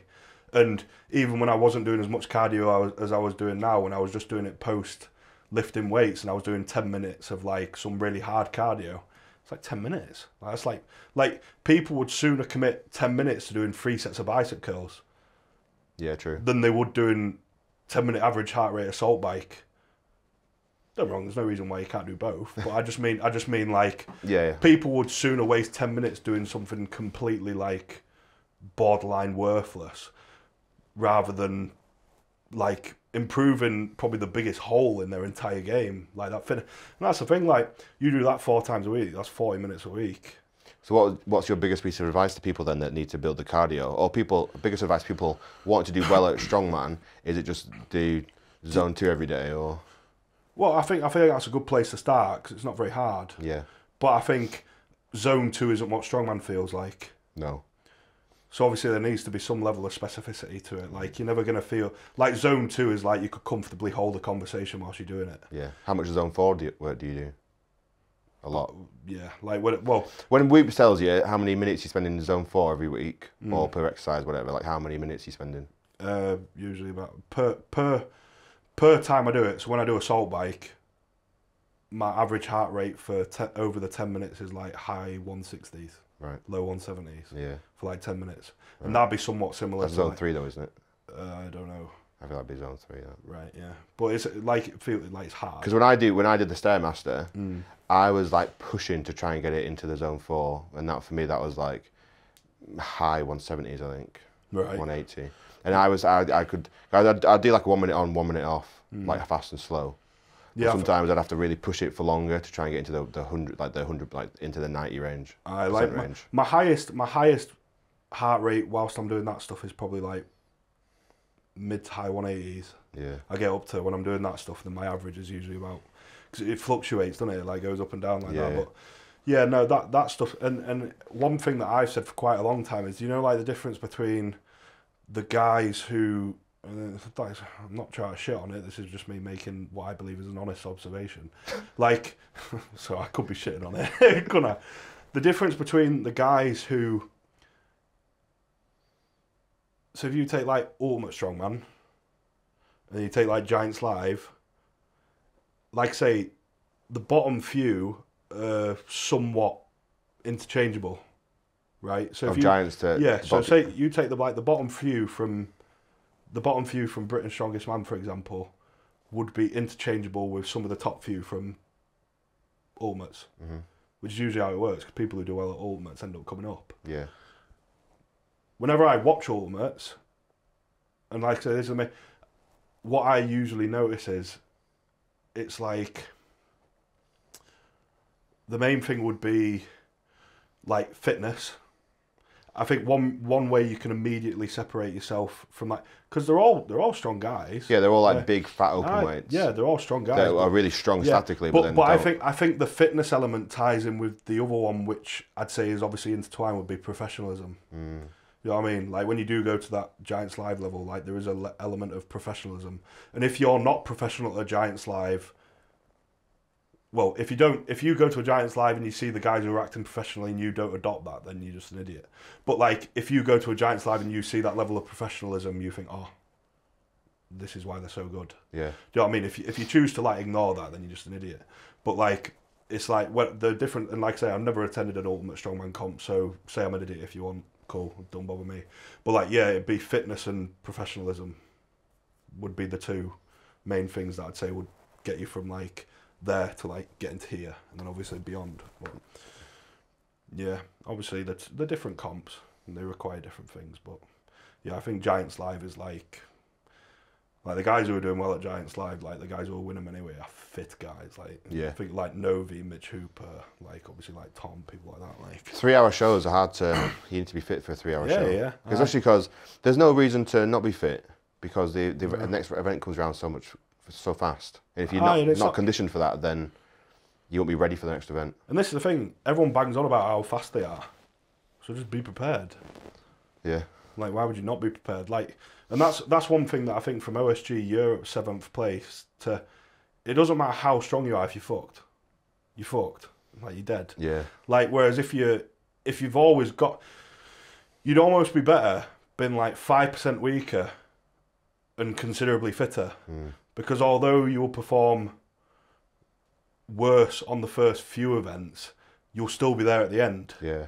Whereas obviously in an ideal world, you don't take that 5% and you just get fit and just don't be a fucking idiot. Exactly. But like, I think it's something that's like so underrated that I've started doing, and now I've started doing it, I'll never not do it.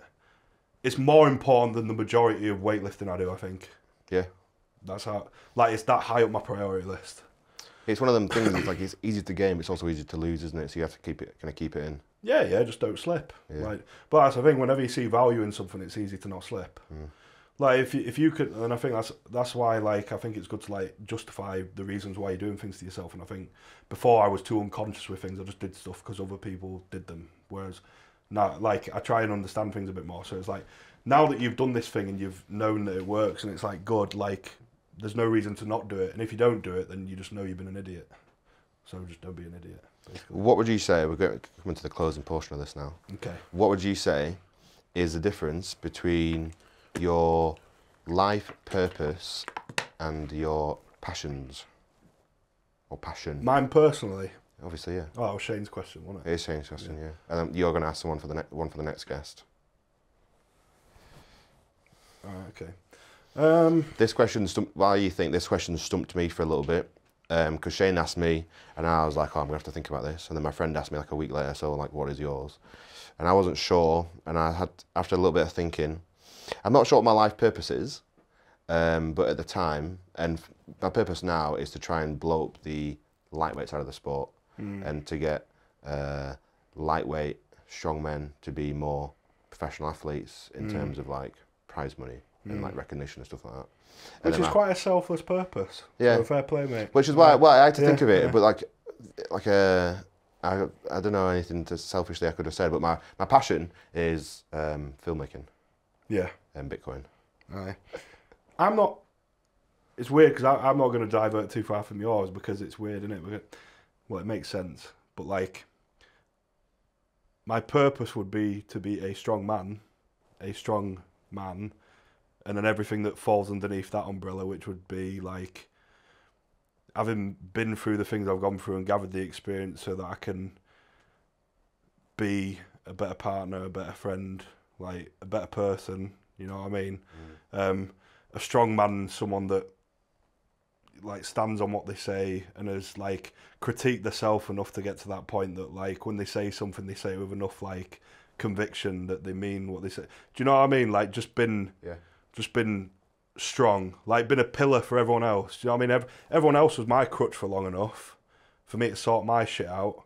So I need to be in a stage where I'm capable of being the crutch for The person the that helps people that are bring up important everyone to else me. around Yeah. you. Yeah, through my experiences that I've gathered through the trials and tribulations and the difficult things that I've done and achieved in my life, I can be the pillar for people and the crutch for people that I care about whenever they may need me. If that's some, you know, they might not always need me, but come the day that they do, I'm capable of being helpful. Yeah, so that's your purpose. I guess that's my purpose, and my passion is strongman. Yeah. So, yeah. Strongman's my other passion along with filmmaking. But then this is the thing, but like it makes sense that like my passion being strongman allows me access to all of the things that are going to teach me the lessons to be a stronger man. You know what I mean? Yeah.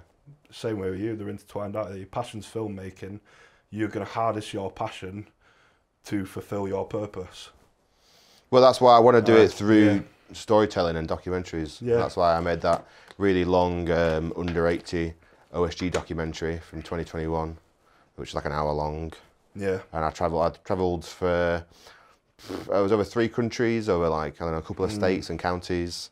It offers an awful lot of insight, and half the, like I say, if a tree falls in the woods and no one hears it, does it make a noise? If the lightweight guys aren't getting recognition, you can single-handedly change that. Yeah. So, you know, people watch fucking dog shit, don't they? Never mind something that's well put together and something that's good, and that will actually be beneficial to someone. So, like, the amount of dribble that I hear people listening to, it's like, what the fuck are you wasting your time for listening to this? So if something's actually good, like, do you know what I mean? It's going to be heard by someone. As long as there's a microphone in there, I'll listen to it. Aye. If you ain't got a microphone, sorry, I'm turning it off. Yeah, That's my rule of thumb. That's a rule to live by. You can take that to the bank. I thought that was quite good. Yeah. That was. I felt like I answered that. That was a good. No, I like that. That was good. Definitely a good answer. Because the reason Shane was wondering was because he feels like a lot of people, and this would have been you a couple of years ago, but maybe like, what is your purpose to be 6'9" world's strongest man? And that was why he was thinking about asking it, because he wondered how many people. You think that's a mistake that people make, to like their life purpose is to get this one achievement, and then what happens after you've achieved that? Obviously. Well, no, I absolutely was that. Like I say, I want like, I wasn't saying I will do this or die trying. Like, I wasn't saying that because it sounds cool. Like I didn't value my life below that athletic achievement. Like that thing was bigger than me. Yeah. I had this real complex. I used to have a real complex with death. Terrified of it.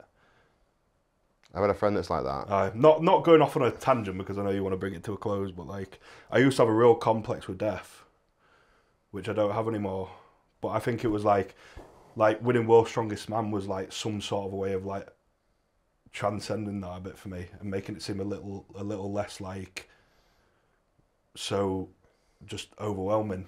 Right. You know what I mean? Because now I'm part of a list that is somewhat immortalised. Yeah. Like, you know speaking of names on lists, part of my purpose was, I've publicly said now that I wanted my name to be on the list of people responsible for blowing up the lightweights. Like when people say, oh, why is the lightweight side of the sport this big? Just go. So what is your question for my next guest?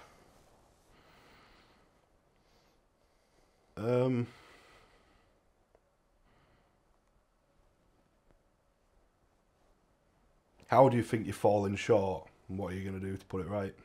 Okay, falling short as against what? It's whatever they think. When you ask that question, what kind of, when you say how do you think you've fallen short, give me some sort of context for me to contextualise it in my own head. How would you fallen short? It's such a vague, open question. Like, what do you feel like you aren't doing that you know you should be doing? Yeah. It's another question for me to think about for myself now. I'm getting so introspective in my own podcast. Like, what aren't you doing that you know you should be doing that would benefit you in some way, whether that be strongman or life? Yeah, I can think of plenty for that. Aye. Right. Tell the people, Luke, where they can watch you next weekend, be it in person or on the live stream. Yeah, so where can they find it? It's only Official Strongman now, isn't it? That's correct. Aye. So it is only officialstrongman.com is where you can watch the Britain's Strongest Man live stream. And you can get tickets at... You can get tickets as well. At giants-live.com, the Giants Live website. And you visit all the socials. Yeah. Follow us on Instagram. Follow me on Instagram, Joe Scoey. Follow Joe Sco on Instagram. Follow Luke Richardson on Instagram. 2 E's. It is, you're right. Yeah, I know. And I apologise in advance for coughing and waffling. I hope that I haven't been completely incoherent throughout the Anyway, we're done. Thanks for watching. Right. Peace. I really hope that turns out all right because I enjoyed it. It was fun. Yeah. Very long.